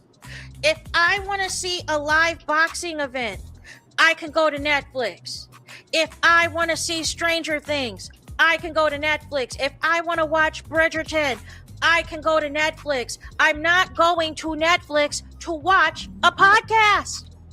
And y'all forgot about the number of people that boycotted Netflix, especially since they keep jacking up the prices. And also when they had stopped allowing people to share each other's logins. Now, you can do that on HBO Max. You can do that on Paramount Plus. You could do that on Hulu. You could do it on Peacock. You could do it on Apple TV. Now, for those of you who don't know, I did see an article that said that I believe that HBO Max is going to start cracking down that soon with password sharing. And I do believe that Disney Plus is trying to get into that as well. And for them to charge people to share passwords for something that they bought is ridiculous. Because that's how many people found all these new shows. I found Lovecraft Country by utilizing a friend's account for HBO Max. And I fell in love with Lovecraft Country. I'm still pissed off with HBO Max for not renewing it for season 2.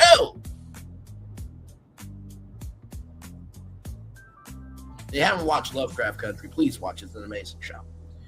But I think this is, how do I put it?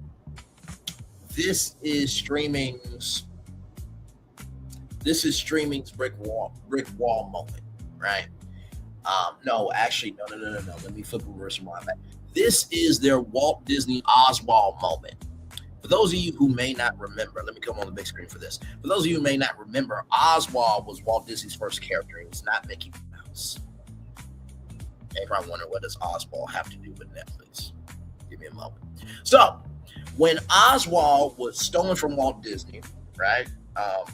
Mark Winkler, Charles Mintz hired Walt Disney's animators and everything else. They had the exclusive rights for the longest time, right? And so Walt Disney had to create a new character. The blessing of that was Bob Iger got Oswald back. With the Breakfast Club, they may not be able to get their audience back. I'm just being honest. Because when you say that you can't have a social media presence anywhere else, but that social media presence helps your platform rise, then you cut your nose off to spite your face. Because Mickey Mouse is everywhere. I mean, hell, that's why Disney Plus exists, because Disney want to,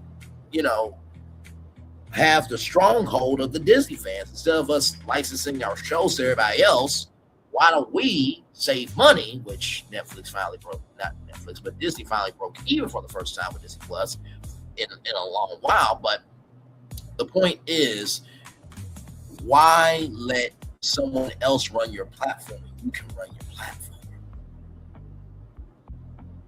And I think that Charlemagne, and I say Charlemagne out of all of them, because Charlemagne, he's got a $200 million contract, so he should have some cachet.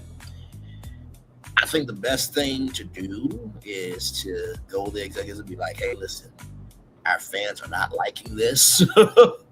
And because they're not liking this, it's affecting our radio numbers. It's affecting our other ventures, because everything is tied up in Netflix. Can we have the exclusivity to get out? This is a time where Charlemagne needs to showcase his weight, his power, and his foresight to be about the business. Because the Breakfast Club is Charlemagne's promotional vehicle. It's all their promotional vehicle. But Charlemagne needs to understand that when those numbers finally go away, bro, it's very hard to get an audience back after you cut off the space for them to connect it. Let's keep going. Could do it on Disney Plus. Y'all can share passwords for now. And there's not an additional charge. But Netflix had cracked down and said, you need to, you know what I'm saying? You need to be in the same Wi-Fi as the household. Just recently, they have added it so that you can add more people, but you're going to have to pay more money. You're going to have to pay another $7 a month on top of whatever your current monthly bill is. Correct. It's going to cost some money, but people are not trying to go to Netflix to sit there for a podcast. You might as well just have it playing in the background. One of the unique things about the Breakfast Club was the interaction and the interactiveness. Seeing the actual celebrities that they were interviewing and the reality stars and the public figures that they were, interviewing. And then the Breakfast Club, they can get that fan interaction. They can get that feedback. If they wanted the extended content about a topic that they did on the previous day, or extend the content on an interview they did the previous day, if it goes viral, that is a continuous content for you to come back. But they don't have that anymore. Everything, if you're not watching it on Netflix, you're just going to have to catch it whenever, which is going to open the door for other media outlets to hop on and be profitable, and the Breakfast Club is going to fade away. It's ultimately a radio show, you guys. Yep. Now, the radio stations, your local radio stations in your states, I don't know if y'all noticed, especially the sports stations, they all peeped game that they needed to get their behinds on the YouTube. Mm-hmm. That traditionally not everybody is listening to just radio anymore, because you have Sirius XM, you have a lot of things. Since we're in this 24-hour cycle now, a lot of people can quickly upload a story to the TikTok, to the Instagrammy, to the Twitter/X, and by the time you wait for your favorite radio show to come on, it's already old news. So they figured, hey, let's go live. Let's live stream our shows, our morning show, our afternoon show, our evening shows 24/7. Let's clip out the content so nobody can miss anything and nobody has to sit through the commercials. And so the thing of this is, before I get into what Jess Hilarious had to say about this, did y'all know in 2025, YouTube surpassed Netflix, you guys, in the total annual revenue for the first time, with over $60 billion in revenue?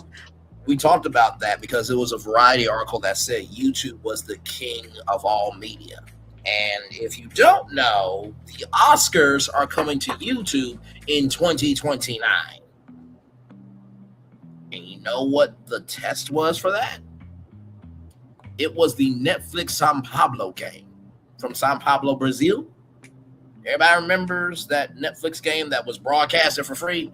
We had a watch party here, and YouTube, to their credit, they allowed me to stream it. But as soon as I was done, copyright. And now they have a intellectual property that is going to be on YouTube. Now, the SAG Awards, now know it's the Actor Awards, which I think is basically a blase tile, but that's neither here nor there. But the SAG Awards were no more outside than on Netflix. Because you don't tune in to Netflix for an award show. You tune in for volumes of content to be able to consume at any time you want. An award show, a live event, what have you, is a one-time thing. Once that's done, that's done. And what you're looking for as a platform, you're looking for multiple streams of not just income financially, but you're looking for multiple streams of social income in terms of clicks per minute, in terms of engagement, in terms of retention. And so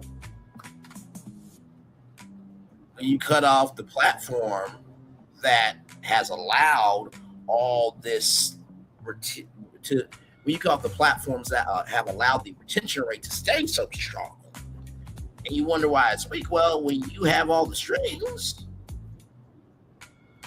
the puppet can't move.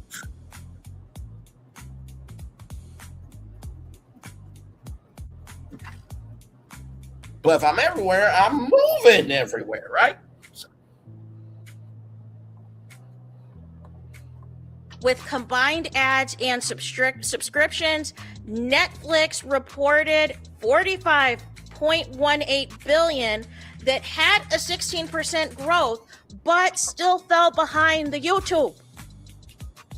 YouTube overall is free. However, you can pay for ad-free if you don't want to see any commercials, and you can also pay for their premium service that allows some other benefits and things like that, some TV programming, some music, and everything else. They have different packages available, but ultimately the YouTube is free and is accessible for everybody to see. Yes, Netflix is global. Yes, Netflix is accessible, but you got to pay. Yep.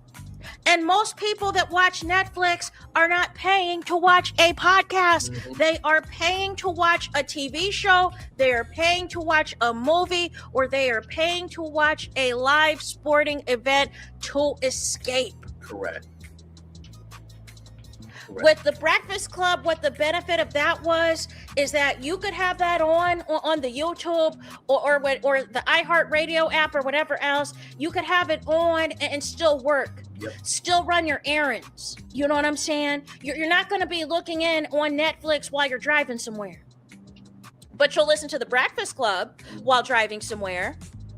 So I just feel like this is about to be a Pop the Balloon live situation where you miss the essence of the show and what it does for the culture, and you are trying to gatekeep it behind a paywall and force people to make them uncomfortable doing something they don't feel like doing. They're not going to go, and Netflix is promoting these podcasts. Because I was pissed off yesterday because I had to scroll down. There was a new TV show that was coming out, and I had to scroll down to find it. I was trying to find the new on Netflix. The new on Netflix should be the first thing I should see, you know, aside from my list or whatever else. And I had to search to find that.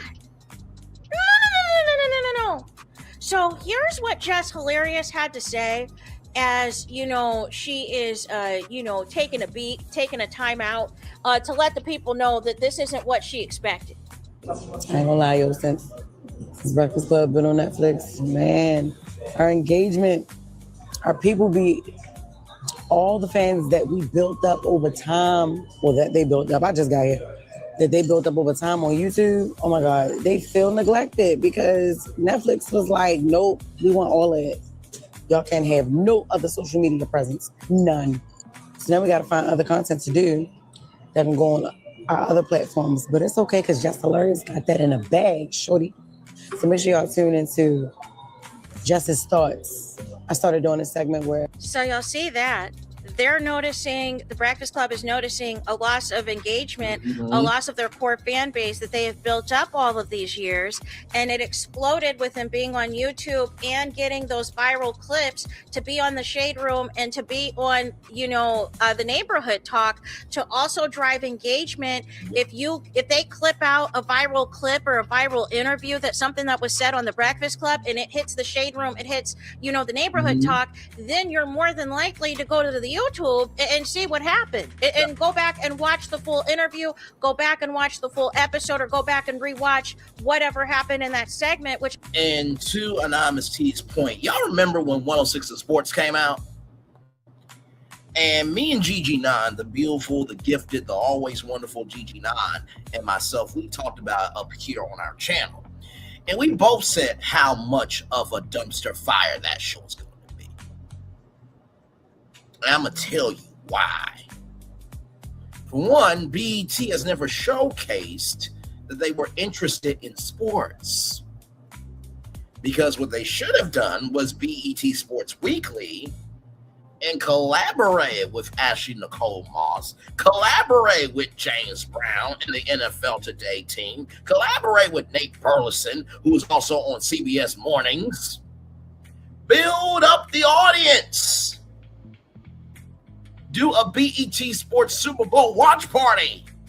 You can't air the Super Bowl, but you certainly can have black celebrities, black content creators watching the Super Bowl on big screen and, hey, let's go to our panel here and talk about the game and what's going on. Build up that fan base. BT Sports US Open Watch Party. Build up those watch parties.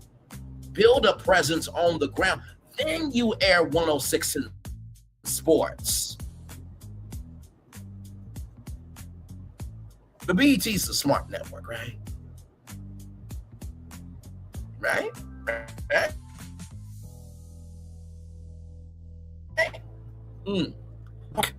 Was about it being live. Weeknights at 6-5 Central. Nobody's got you like we got you. They forgot the audience reacting in real time was the connective tissue. It was about music. It was about the conversations that you rushed home from school to see, because that was social media before social media came. BT forgot the foundation that made the house. So if BT couldn't get right, even though Scott Mills at the time said that BT could not work on linear TV, but yet you had, Ashley Nicole Moss and Cam Newton make the announcement at the 25th anniversary for the BET Awards that we're bringing it back to linear TV after you said on the Breakfast Club that it cannot work.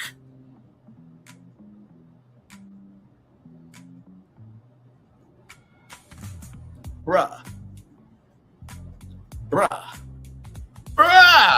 what are we doing?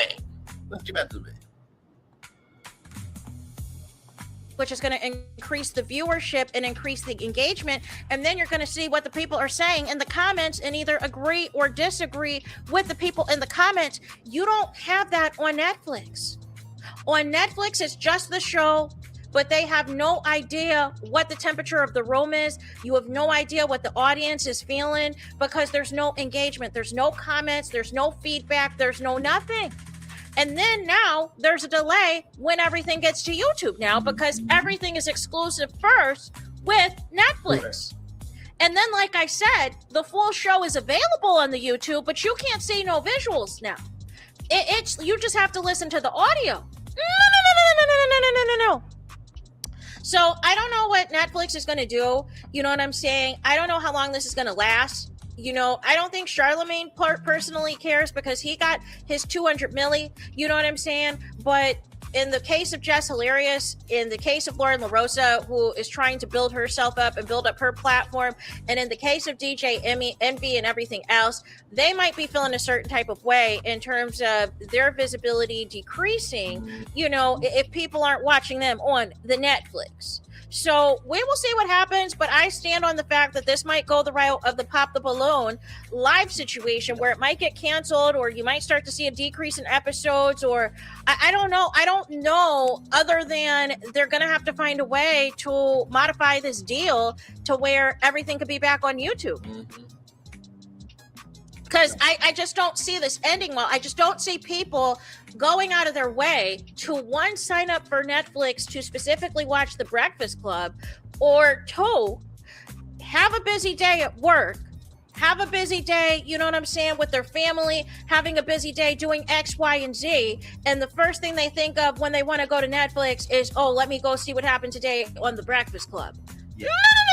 No. 9 times out of 10, they're going to be watching their local news. They're going to be watching their local sports, see what's going on there. NCAA, March Madness is coming. You know what I'm saying? NBA, and also, you know, Major League. By the way, just as a side note to Anonymous T, why don't you have anonymous sports? Because I can tell you're a sports girly. I can tell that you want to talk about other stuff. Take that swing. You're not like some of these other one-trick ponies that all they can do is just one thing. You're not like some of these content creators of we don't want to answer no questions. So you don't mind talking about heat at other people's doorstep, but God forbid it gets to your doorstep, all the fire's too damn hot.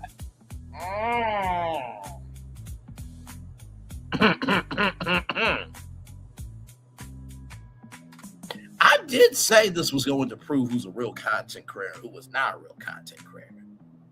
Nobody would listen to me. Oh, no. I told y'all what was going to happen with my 5 statements. Child, listen. What did Nene Leak say? You never can win when you play dirty. That's just like somebody saying, I don't go to anywhere where I'm not invited. Well, if you don't showcase yourself in an inviting manner, then why would anybody invite you into their home? Because nobody wants to be called names if they have a difference of opinion or some opposition.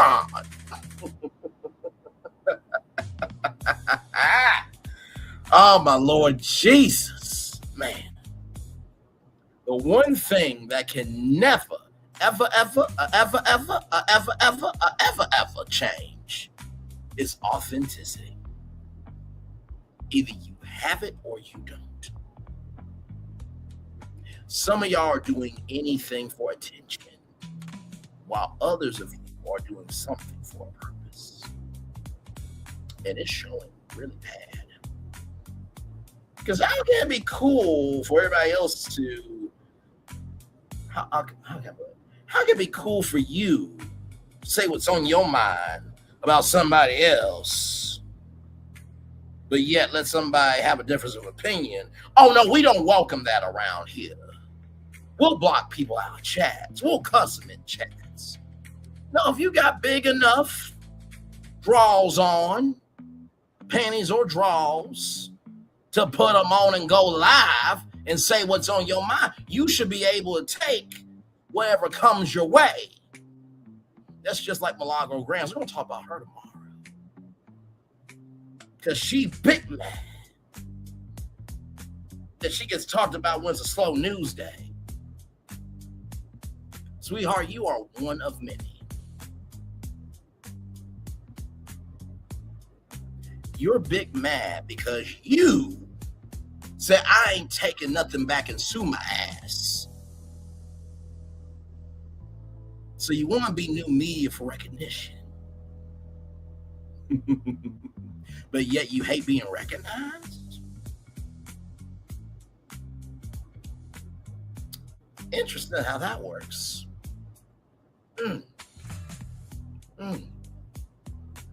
here's the thing too. Just because somebody's not a bully to you doesn't mean that they don't bully.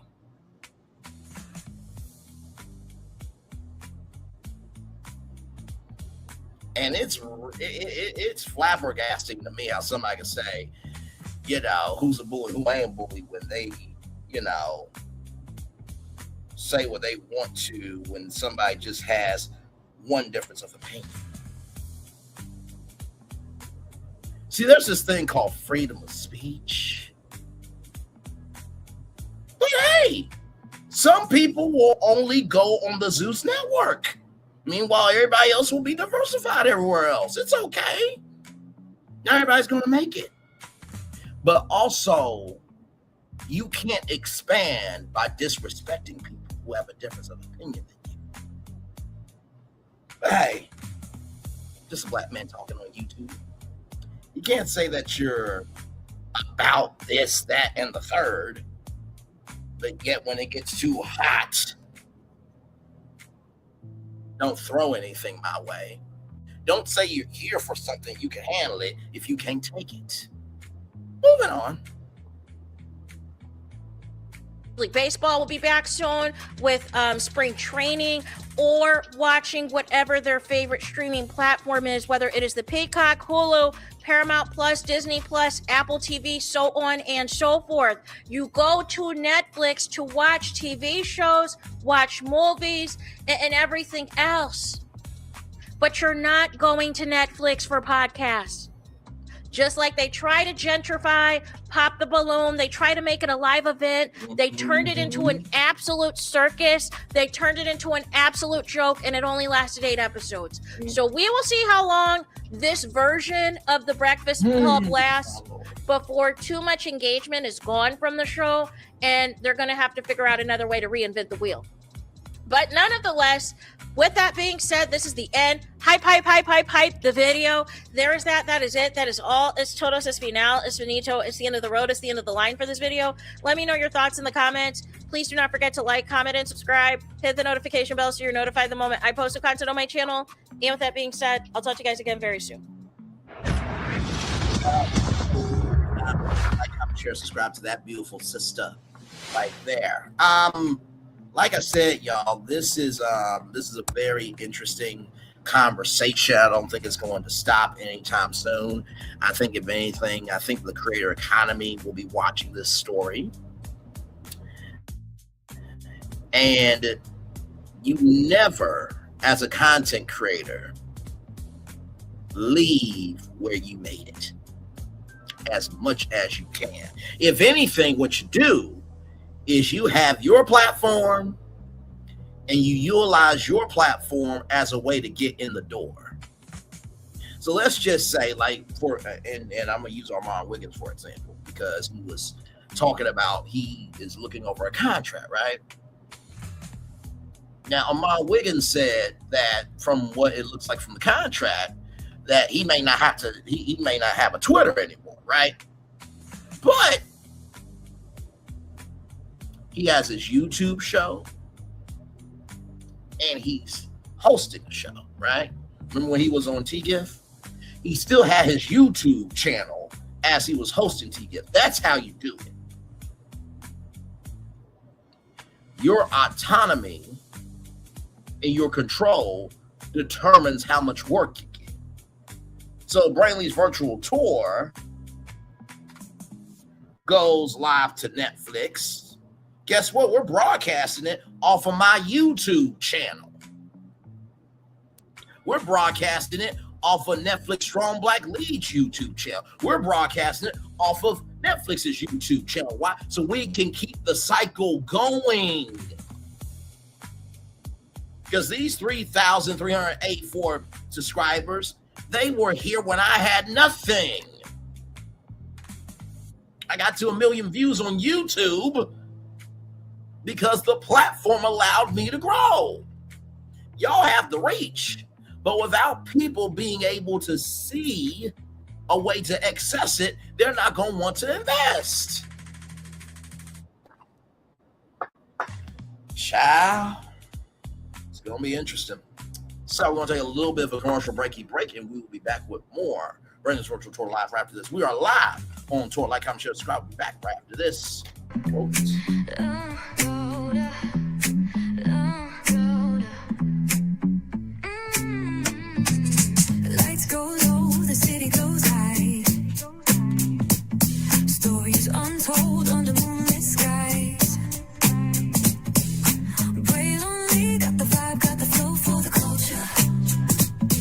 you already know.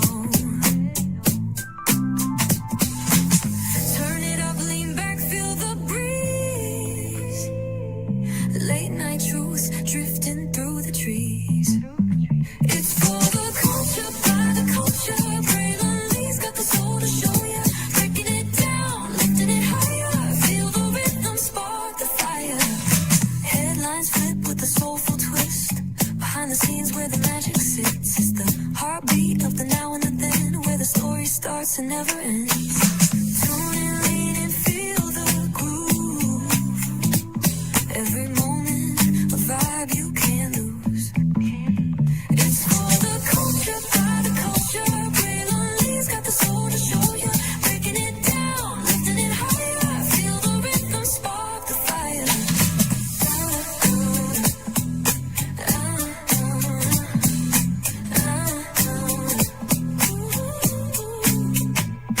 Hear the whispers in the city's hum. Echoes of stories where we're from. A beat, a step, a voice so clear. The pulse of us, it's all right here. We got soul, we got flavor. Every moment is a savior. Every experience is an overcomer. Turn it up, feel the glow, let the rhythm flow. Spotlight shining, we in the zone. This is the place where the culture's grown. Stories untold, now they're coming alive. Braylon Lee got the vibe tonight. One thing to know and two things for sure. Higher is waiting and lower is available. But either way, we gotta go on tour. It's Braylon Lee's virtual tour, where the culture makes its move. Feel the love, feel the truth. This is us, this is you. From the unknown, the unembraced and more. This show, this brand and the possibilities of what can be is all here for you. I'm just a kid from the rock, trying to be a rock for people, trying to make it best they can to become. Being moved as a creator of power to lift up all of us, not just a selective few. For the culture, by the culture, here we be. Braylon Lee, bringing life to your screen. Feel the soul, feel the truth, we're free. Trust and believe it's entertainment, news done away with. Braylon Lee, spotlight sharp like a diamond shine. We see the stars, but the stories align. Deep in the soul where the heartbeats find. The pulse of the people redefining time. Just a pro tip, people have to earn the right to hear your story, but in addition to that, people have to earn the responsibility to be a part of it. Just because we are not seen by everybody doesn't mean we are not been seen by who needs to see us. Noise equals attention and sound equals purpose. Anybody can be a creator, but it takes a somebody to be an artist.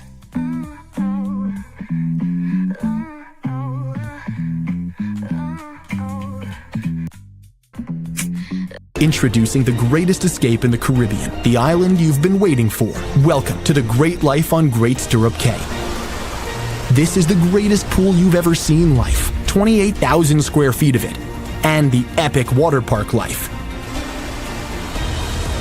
It's where you can truly experience the whoa life and the floating through paradise life.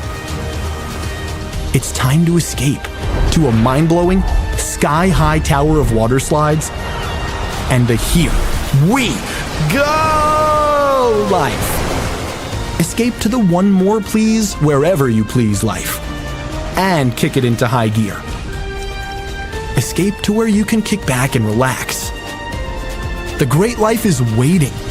Escape to the incredible new Great Stirrup Cay, only with Norwegian Cruise Line. Introducing the... Open your eyes. Think of the one place you've always wanted to see.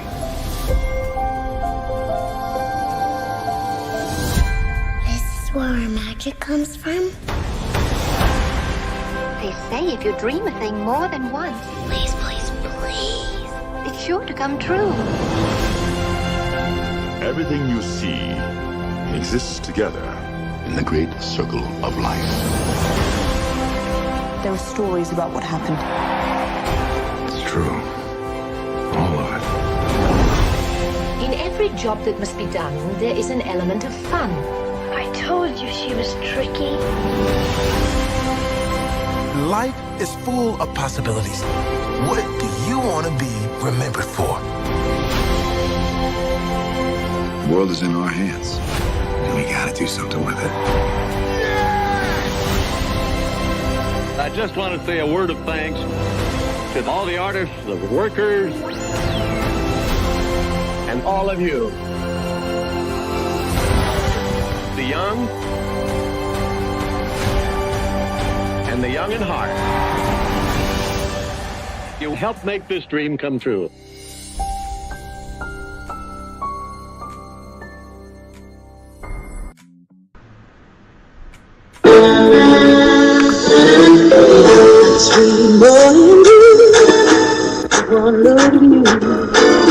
And it was plain to see you were my destiny.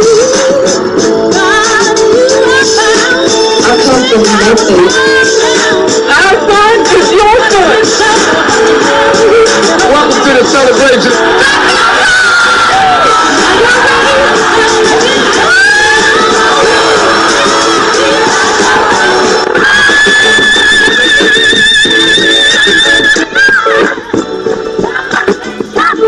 We all we got.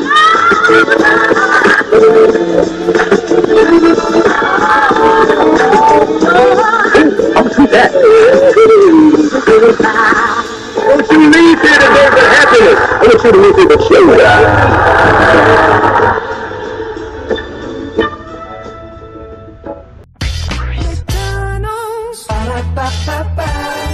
I'm loving it. And I'm loving y'all right back. Welcome back into Brainley's virtual tour live. Hey, black women are in the building. Good to see you, gorgeous. Glad to have you in. I hope all is well. By the way, y'all like, comment, share, subscribe to Black Women Are in the Building. I remember my early days and how you got started. I am so damn proud of you. Listen, I am so damn proud of everybody who has recognized that there is more to them than just being known by a show, by a person, or by any entity. Life is not one-dimensional. Why are you making yourself that way? Some of y'all are missing being a blessing because you keep being a curse and being one-dimensional. The fuck wrong with you? You got multiple responsibilities on your job, don't you? Fuck wrong with you?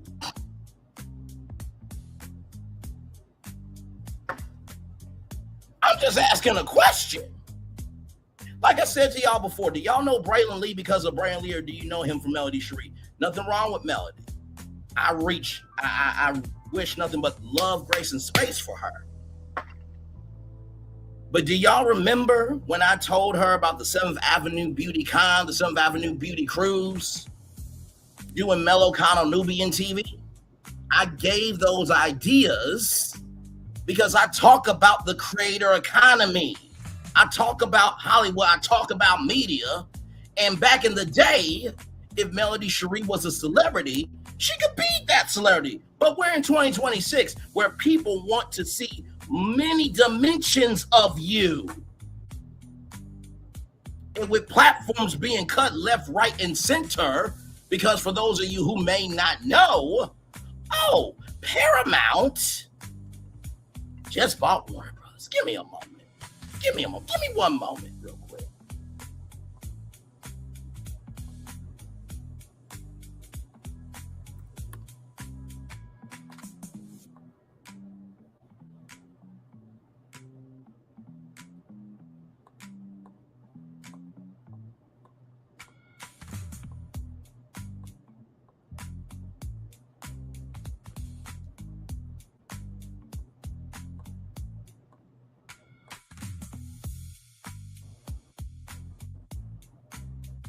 Does anybody remember that live? The State of Black Media Emergency Town Hall breakdown. Remember that? And remember how I say you can't have two black networks with OWN and BET? I told y'all fuckers that with Paramount Skydance, they got rid of their diversity, equity, and inclusion efforts. And now, guess what? They might have to get rid of that for Warner Brothers Discovery. They could sell off OWN and BET. They could combine OWN into BET. They could sell both, or they could cut both off. So it's important for you to diversify yourself. It's important for you to have equity in a little bit of everything. It's important to make sure that everybody can feel included, that no matter what you do, there's always a space there. It's important to know that everybody can belong somewhere. But when you're reaching up to be a representative for one person all the damn time, they don't see you for you. They don't. What do you want me to do? I'm not wishing hell on Melody. I'm not wishing hell on anybody. Have you seen the world today? We got a PDF file for a president of the United motherfucking States.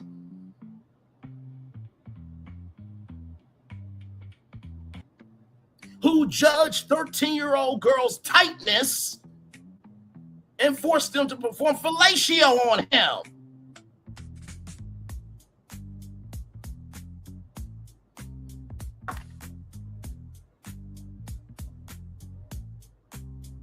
Y'all are so worried about who got the right to talk. That motherfuckers back then, we were strange fruit. And some of y'all are looking like strange fruit virtually based on your behavior. And I know I'm not the biggest unifier in the world. In the words of Max Kellerman, if the fate of the world was on the line, laser beam on the globe equal dollar energy, they wouldn't call Braylon Lee.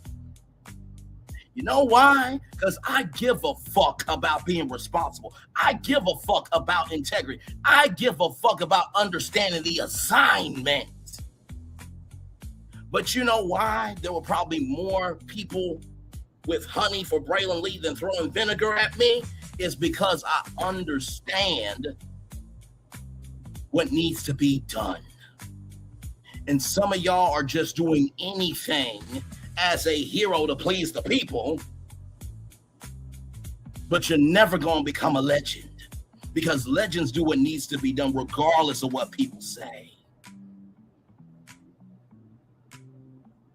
We got to 1 million views off of covering media, culture, and social capital stories from a Black perspective. If you are that bitch or Mitch, you ain't got to talk about what anyone else is going through, because people come to see you. You do realize the more you rise somebody else, the more it diminishes who you are. But hey, I guess you got to take a YouTube class to learn about that shit, huh?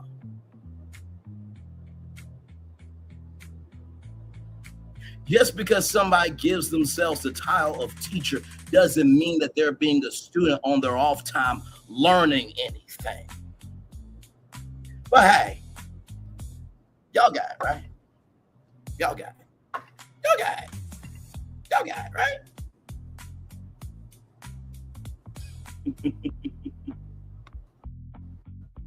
Black women are in the building. You're welcome anytime, my friend. You're welcome anytime. And all y'all welcome over here anytime. I'm always chilling over here. In the words of Brandon, I'm in my own little corner, in my own little chair, being whoever I want to be. You know the blessing of Cinderella? Even though her evil stepsisters and her stepmama tried to cut off her blessings, she was still blessed because she stuck to who she was. Some of y'all move in some wicked y'all move in some wicked stepsister and stepmom energy.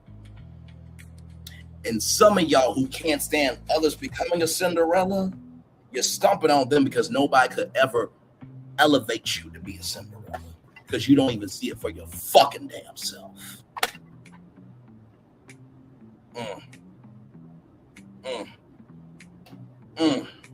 Now, if what I'm saying ain't true, don't respond to it, right? But if you do respond, it must be true to a 1/5 quarter or a 1/2 of a degree.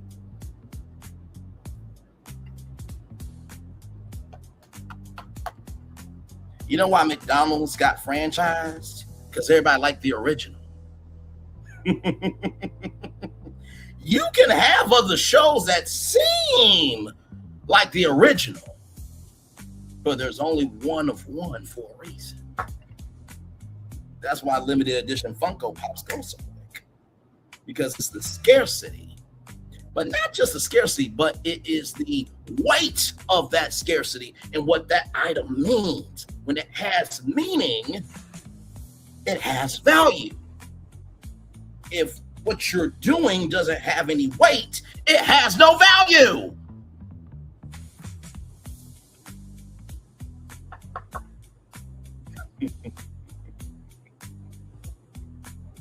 My Lord Jesus.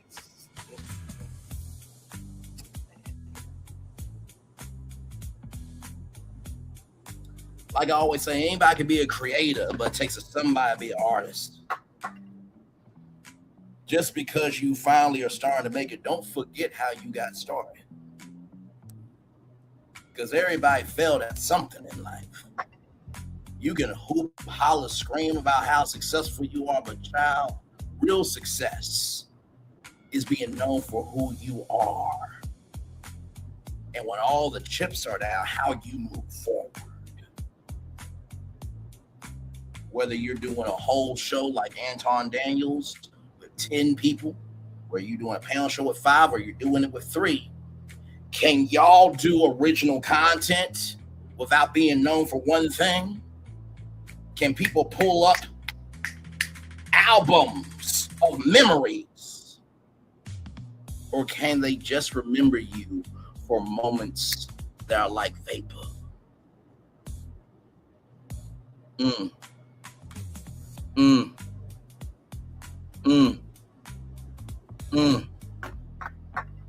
And this is going back to the Breakfast Club. Because like I said, radio back in the day with the Tom Jordan Morning Show, you used to listen to the whole damn show from 6 to 10. You did. But now, people don't listen to an album of morning radio. Oh, no. They listen to the singles from the show. And like I said, not everybody has to do the same thing. What I do and what Kim Power does are two completely different things. But I bet you this Kim Power is known for him. I bet you that. Lovely Tia is known for who she is. I bet you that.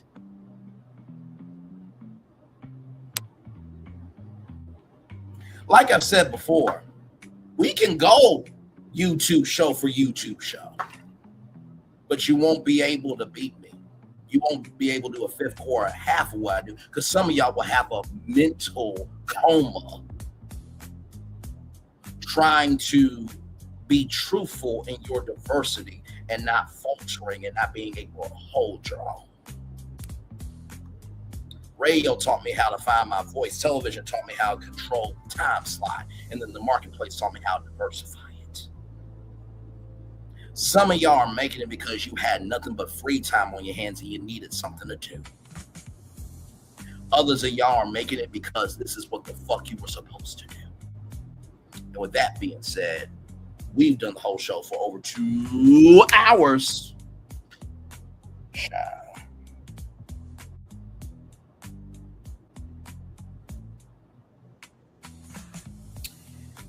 Whew, man, it's good to be back. It's good to be back. And like I said, I know in the beginning we had our technical issues, but one thing to know and two things for sure. The words of Dory: just keep swimming, just keep swimming. What do? We just keep swimming, swimming, swimming. Just keep swimming, everybody. So let's play that anthem one more time. Here we go, everybody. Love y'all. Let's get it.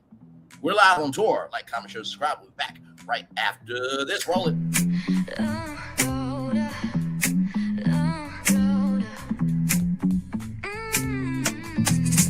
Lights go low, the city goes high. Stories untold under moonlit skies. Braylon got the vibe, got the flow for the culture. Yeah, you already know. Turn it up, lean back, feel the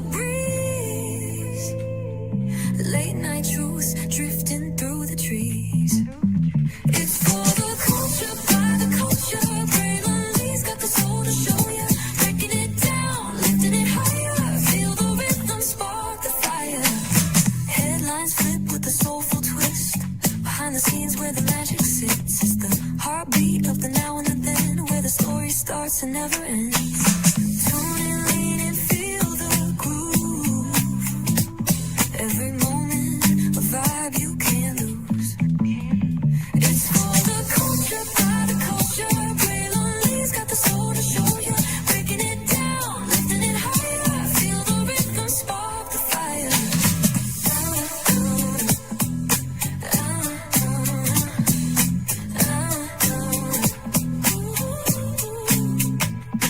Hear the whispers in the city's hum.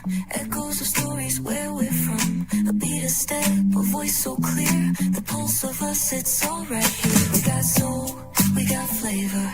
Every moment is a savior. Every experience is an overcomer. Turn it up, feel the glow, let the rhythm flow. Spotlight shining, we in the zone. This is the place where the culture's grown. Stories untold, now they're coming alive. Braylon Lee got the vibe tonight. One thing to know and two things for sure. Higher is waiting and lower is available. But either way, we gotta go on tour. It's Braylon Lee's virtual tour, where the culture makes its move. Feel the love, feel the truth. This is us, this is you. From the unknown, the unembraced and more. This show, this brand and the possibilities of what can be is all here for you. I'm just a kid from the rock, trying to be a rock for people, trying to make it best they can to become. Being moved as a creator of power to lift up all of us, not just a selective few. For the culture, by the culture, here we be. Braylon Lee, bringing life to your screen. Feel the soul, feel the truth. We're free, trust and believe. It's entertainment, news done away with. Braylon Lee, spotlight sharp like a diamond shine. We see the stars, but the stories align. Deep in the soul where the heartbeats find. The pulse of the people redefining time. And just a pro tip, people have to earn the right to hear your story, but in addition to the people have to earn the responsibility to be a part of it. Just because we are not seen by everybody doesn't mean we are not been seen by who needs to see us. Noise equals attention and sound equals purpose. Anybody can be a creator, but it takes a somebody to be an artist.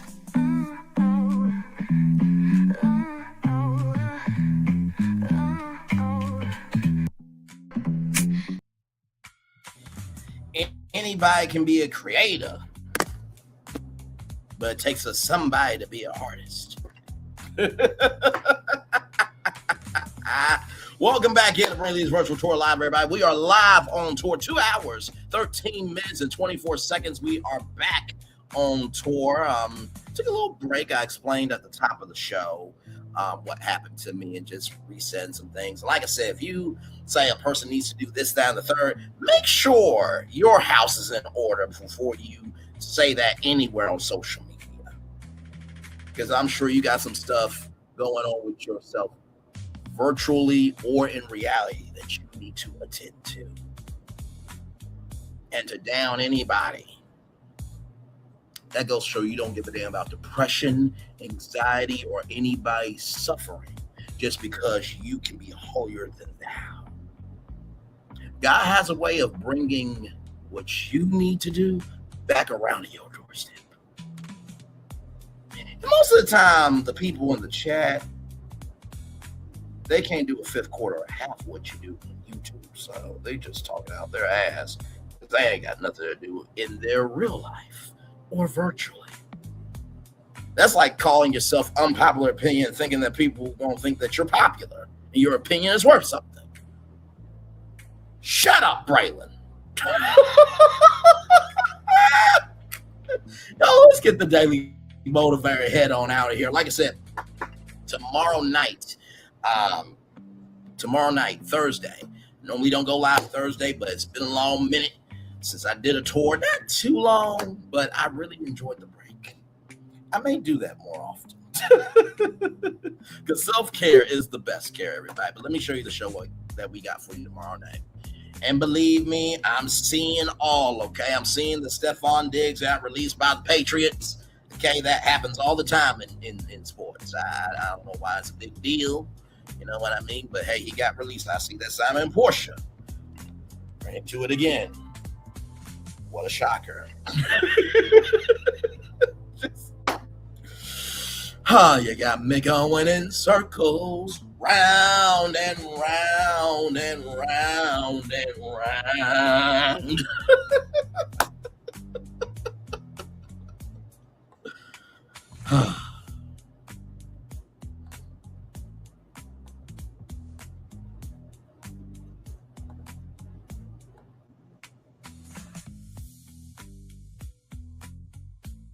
So this show right here, Linnell still is already getting much love to you. Tomorrow night, when we talk about Milagro-Grams.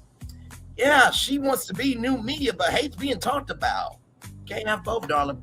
We're going to talk about the NAACP Image Awards, and something very big happened that nobody has said out loud. Oh, I'm going to. Believe me, you. Then Biggie Cole filed for bankruptcy. She's the CEO of Slutty Vegan, the newest cast member of The Real Housewives of Atlanta. We'll talk about that. Cinescape has a brand new studios out in California. We're going to talk about that, how that relates to the creator economy. The Kennedy Center, because nobody calls it that first name. Nobody.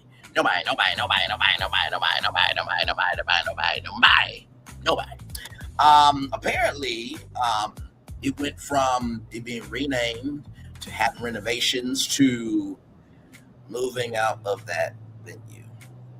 You heard me. Being renamed, renovations to moving out that venue. Being renamed, renovations, and now moving out the venue. We'll talk about that. That baby on the right-hand side made some big news in New York. We'll talk about that. Then, of course, MAC Cosmetics. We talked about that as our positive news story, that MAC Cosmetics is coming to Ulta Beauty. But there is a bigger cultural significance to that. We'll talk about that. And you see that post there, casting for Netflix Strong Black Lead. Yes, Netflix Strong Black Lead is casting for a new social series. I will have all the intel for you. And I know what you guys are thinking. Bray, you talked about this? Ain't gonna talk about Netflix tomorrow? I gave Netflix love, grace, and space because guess what? Here's the thing. It was more about the business side than hating on Netflix.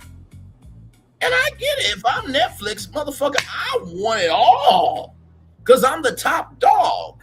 But that doesn't mean that you undercut the foundation that allows you to have the accessibility, the flexibility, and the privilege to be able to gain all that content. You can walk and chew bubble gum at the same time.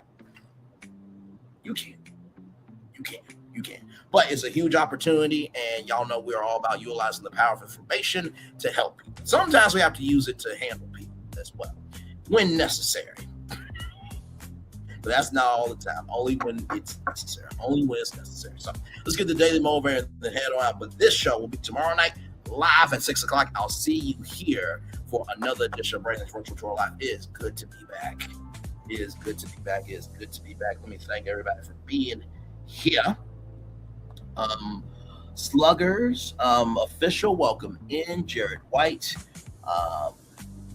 Okay. CC, thank you so much, gorgeous. And Black women are in the building. Miss you too. You're always welcome over here. To everybody in the bushes, y'all can come out. I know you still love me. I know you still care about me. I know some of y'all miss me too. Enough time has passed. You see, I've moved on. And like I said, some of y'all really missing out on some wonderful blessings by listening to curses. And I don't know why y'all listen to some curses that their brains hadn't developed after the age of 26. They don't have the attention span to do live streams. Listen. Okay. All right. Moving on. And also too, like Milagro-Grams, when she said that she's tired of her name being utilized because it's a slow news day, you don't get to say that you're not a part of it, but yet put yourself in it. That's just like Wendy Williams and what happened with Kelvin Hunter. She took it on the chin. She was like, no, it's very fair that people talk about me as a hot topic. Because how can I talk about other people's business but not handle my own? Either you're not going to eat the cake and not have diabetes, or you're going to eat the cake and have diabetes. One of the two. By the way, if you eat cake, you don't actually get diabetes automatically. It was a metaphor. Moving on.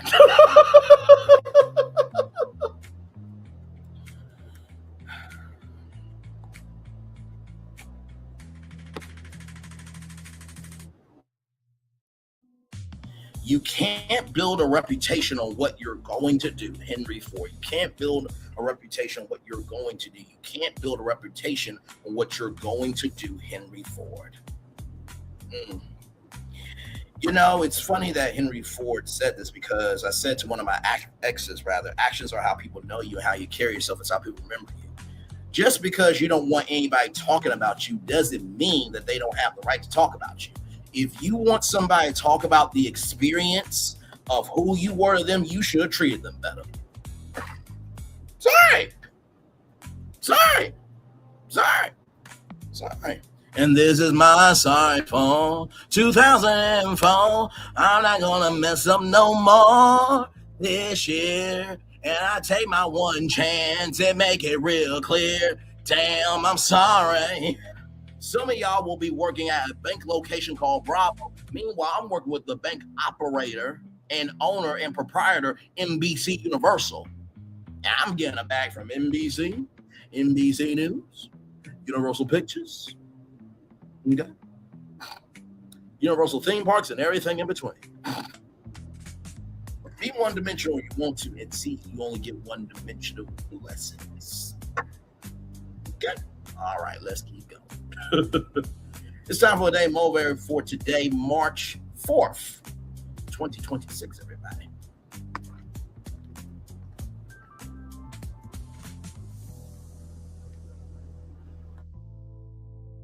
Clarify your objective. Do you ever have trouble taking action or being effective in that action?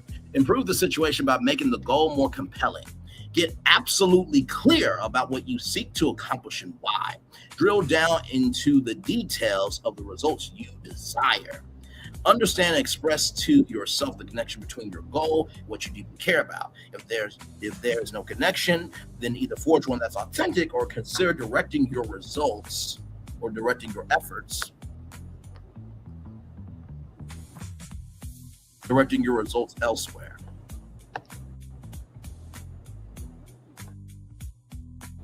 The energy and competence necessary to get anything done come from purpose. From an ambiguous purpose will flow an abundance of energy. Without, you'll only ever get half-hearted attempts. Clear, specific results and effective, persistent actions are inseparable and feed upon each other. The objective must be continually integrated into the effort and the effort into the objective. Know precisely what you intend to do and why it matters. That gives you access to whatever is necessary to make it happen. Ralph Lauren said. Well, let's talk about clarify your objective. The first thing you got to recognize is that he or she who has not sinned cast the first stone. Now, it's one thing to say, I would expect that this wouldn't be everybody else's content. Well, if that's the case, someone's personality shouldn't just be mean, hateful, and spiteful just because they don't get their way. You can't tell other people what they should or should not be doing about what their content is, right? But yet you over here hooping, hollering, and ranting that other people have a difference of opinion than you. At that point, just don't be on YouTube if you can't take it, right? Because it really boggles my mind. So it's cool when y'all do it, but ain't cool when other people do it. I'm just a little confused. Because last time I checked, I don't think people who disrespect subscribers and call them names and, say this, that, and the third, I don't think they ever make it anywhere higher, right? And I think social media has some people warped that their success here translates out in real life. And it doesn't. Not for everybody, no. The way it really translates is if you can execute that energy into the different assignments in real life. That's how it translates. Just because you're big here don't mean that you're big to anybody else.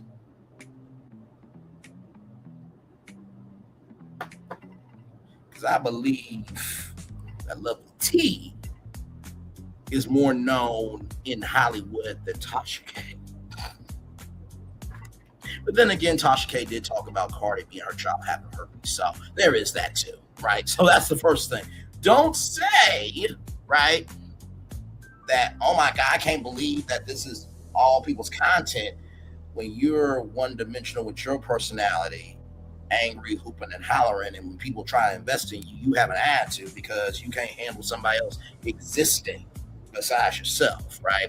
So clarify your objective of, if you want to reach everybody, you have to do the work within you to understand that not everybody's going to agree, but you respect everybody that comes into your home, because without them, you don't exist. I'm talking about that from a general business sense. Okay?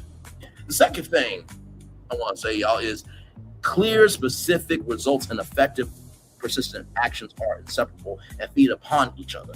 Faith without hard work is dead. When I got my plates cleaned up with my mom, shout out to my mom for helping me, because Lord Jesus, we were up from 1 p.m. Sunday to 4:56 a.m. And boy, was I tired. Not tired, tired. Not tired, tired.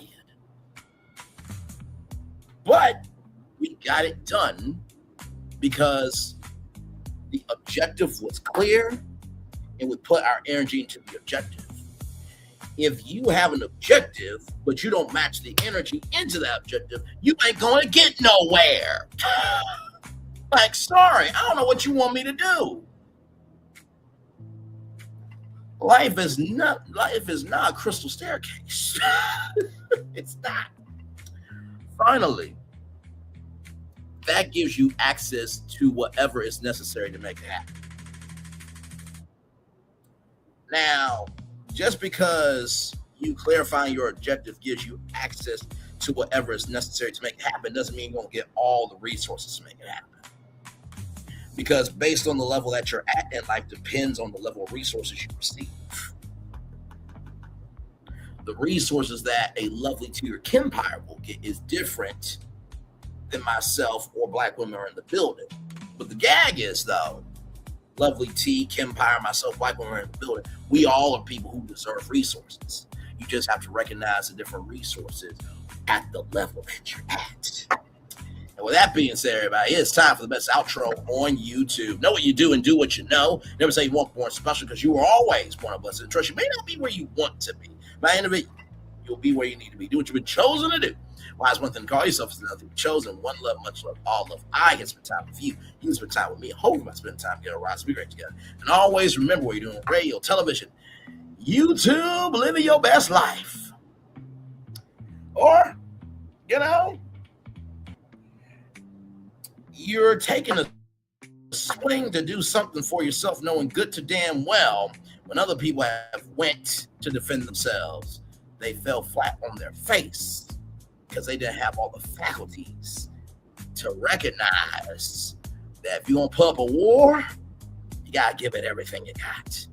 There's a reason why that army got destroyed by the Trojan horse, because they thought they were the winners.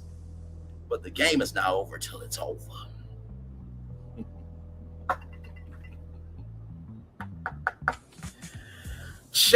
Milagro Grams did things pro se. You saw how it turned out for her. Just because you file pro se doesn't mean that you're not at fault, because there is two sides to the story. And it's very easy to accept a story when you're the only one telling it. Make sure the replay is not just right for you. Watch it, not just right for the super. If you want to spirit it again, I love you, I value, I embrace you. I always remember, on receive love, you gotta give it, on receive love, you gotta give it, on receive love, you gotta give it. Whatever obstacles you've overcome, whatever success you have achieved upon this particular day, I'm extremely proud of you, but no one else is probably be proud of you now. So finally, y'all, listen. Woo, man. First show back, right? I'm talking about the Breakfast Club and iHeartMedia. I want you to know something. Platforms are only powerful based on who owns it, not who runs it.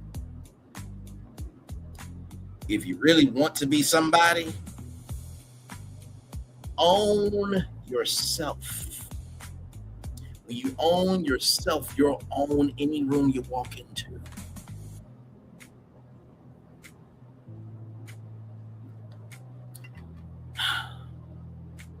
sad part of it is some people think that being seen is more important than doing the work.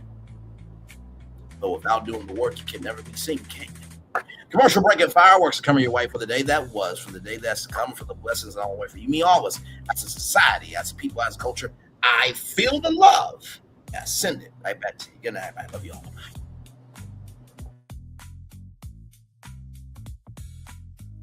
I thought I should tell you they've been talking about you. Yeah, they've been talking about you. They've been talking about the fact that they've done everything they could to stop you and everything they could to block you, but you still win. They've been talking about the fact that they have undermined your success and they have tried to sabotage your seasons, but you keep winning. They've been talking about the fact that even though they don't like each other, they get together to try to kill you, but you keep winning. They've been talking about the fact that you were voted least likely to succeed, but like cream, you keep rising to the top. They've been talking about how they tried to burn your world down, but like the phoenix, you rose from the ashes. They've been talking about you. And you know what they say? Oh, she's just lucky. He's just lucky. But no, you ain't lucky. You're anointed. You got something on you. You got favor on you. You got power on you. You were born to win. Now they can call it luck, but it's grace. They can call it luck, but it's favor. But whatever they call it, it doesn't matter, because you know what God calls you? Do you know what God calls you? A winner. I thought I should tell you they've been talking about you. Yeah, they've been talking about you. They've been talking about the fact that they've done everything they could to stop you and everything they could to block you, but you still win. They've been talking about the fact that they have undermined your success and they have tried to sabotage your seasons, but you keep winning. They've been talking about the fact that even though they don't like each other, they get together to try to kill you, but you keep winning. They've been talking about the fact that you were voted least likely to succeed, but like cream, you keep rising to the top. They've been talking about how they tried to burn your world down, but like the phoenix, you rose from the ashes. They've been talking about you. And you know what they say? Oh, she's just lucky. He's just lucky. But no, you ain't lucky. You're anointed. You got something on you. You got favor on you. You got power on you. You were born to win. Now they can call it luck, but it's grace. They can call it luck, but it's favor. But whatever they call it, it doesn't matter, because you know what God calls you? Do you know what God calls you? A winner. I thought I should tell you they've been talking about you. Yeah, they've been talking about you. They've been talking about the fact that they've done everything they could to stop you and everything they could to block you, but you still win. They've been talking about the fact that they have undermined your success and they have tried to sabotage your seasons, but you keep winning. They've been talking about the fact that even though they don't like each other, they get together to try to kill you, but you keep winning. They've been talking about the fact that you were voted least likely to succeed, but like cream, you keep rising to the top. They've been talking about how they tried to burn your world down, but like the phoenix, you rose from the ashes. They've been talking about you. And you know what they say? Oh, she's just lucky. He's just lucky. But no, you ain't lucky. You're anointed. You got something on you. You got favor on you. You got power on you. You were born to win. Now they can call it luck, but it's grace. They can call it luck, but it's favor. But whatever they call it, it doesn't matter, because you know what God calls you? Do you know what God calls you? A winner. I thought Good evening. My name is Mark Woodbury. I'm the chairman and CEO of Universal Destinations and Experiences. Well, we're finally here. Tomorrow we begin a new chapter at Universal Orlando Resort as we open Epic Universe. We built this place for you. I want to thank you, our fans, for your love of our stories, characters, and immersive experiences that inspired this incredible place. Epic Universe represents over 8 years of meticulous planning, immense creativity, and innovation, combined with unmatched craftsmanship and operational excellence on the part of thousands of people who have brought to life the stories and characters that live beyond each of Epic's portals. But it represents so much more. Your love of Universal and the deep connections we've shared together here in Orlando over the past 30 years inspired us to dream bigger and to push the boundaries to create something extraordinary for you and for generations of fans and families to come. And tomorrow, as we open Epic Universe, I can't wait for you to experience this place for yourself. Now it's your turn to step inside, to lose yourself, and to share this place with the ones you love most. As we open this park, we hope your world becomes a little more epic. Tomorrow, Epic Universe becomes yours.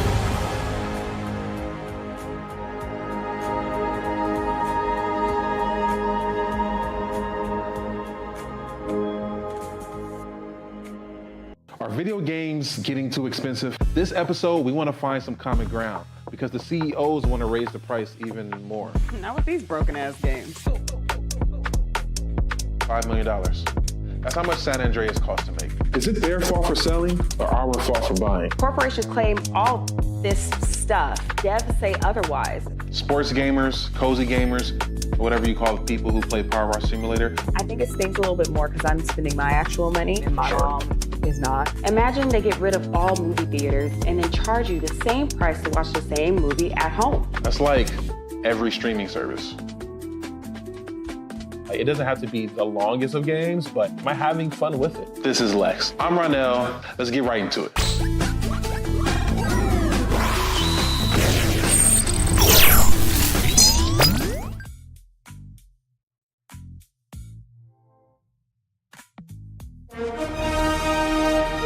Prepare for a journey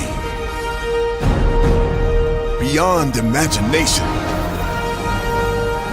beyond belief, beyond anything you've experienced before.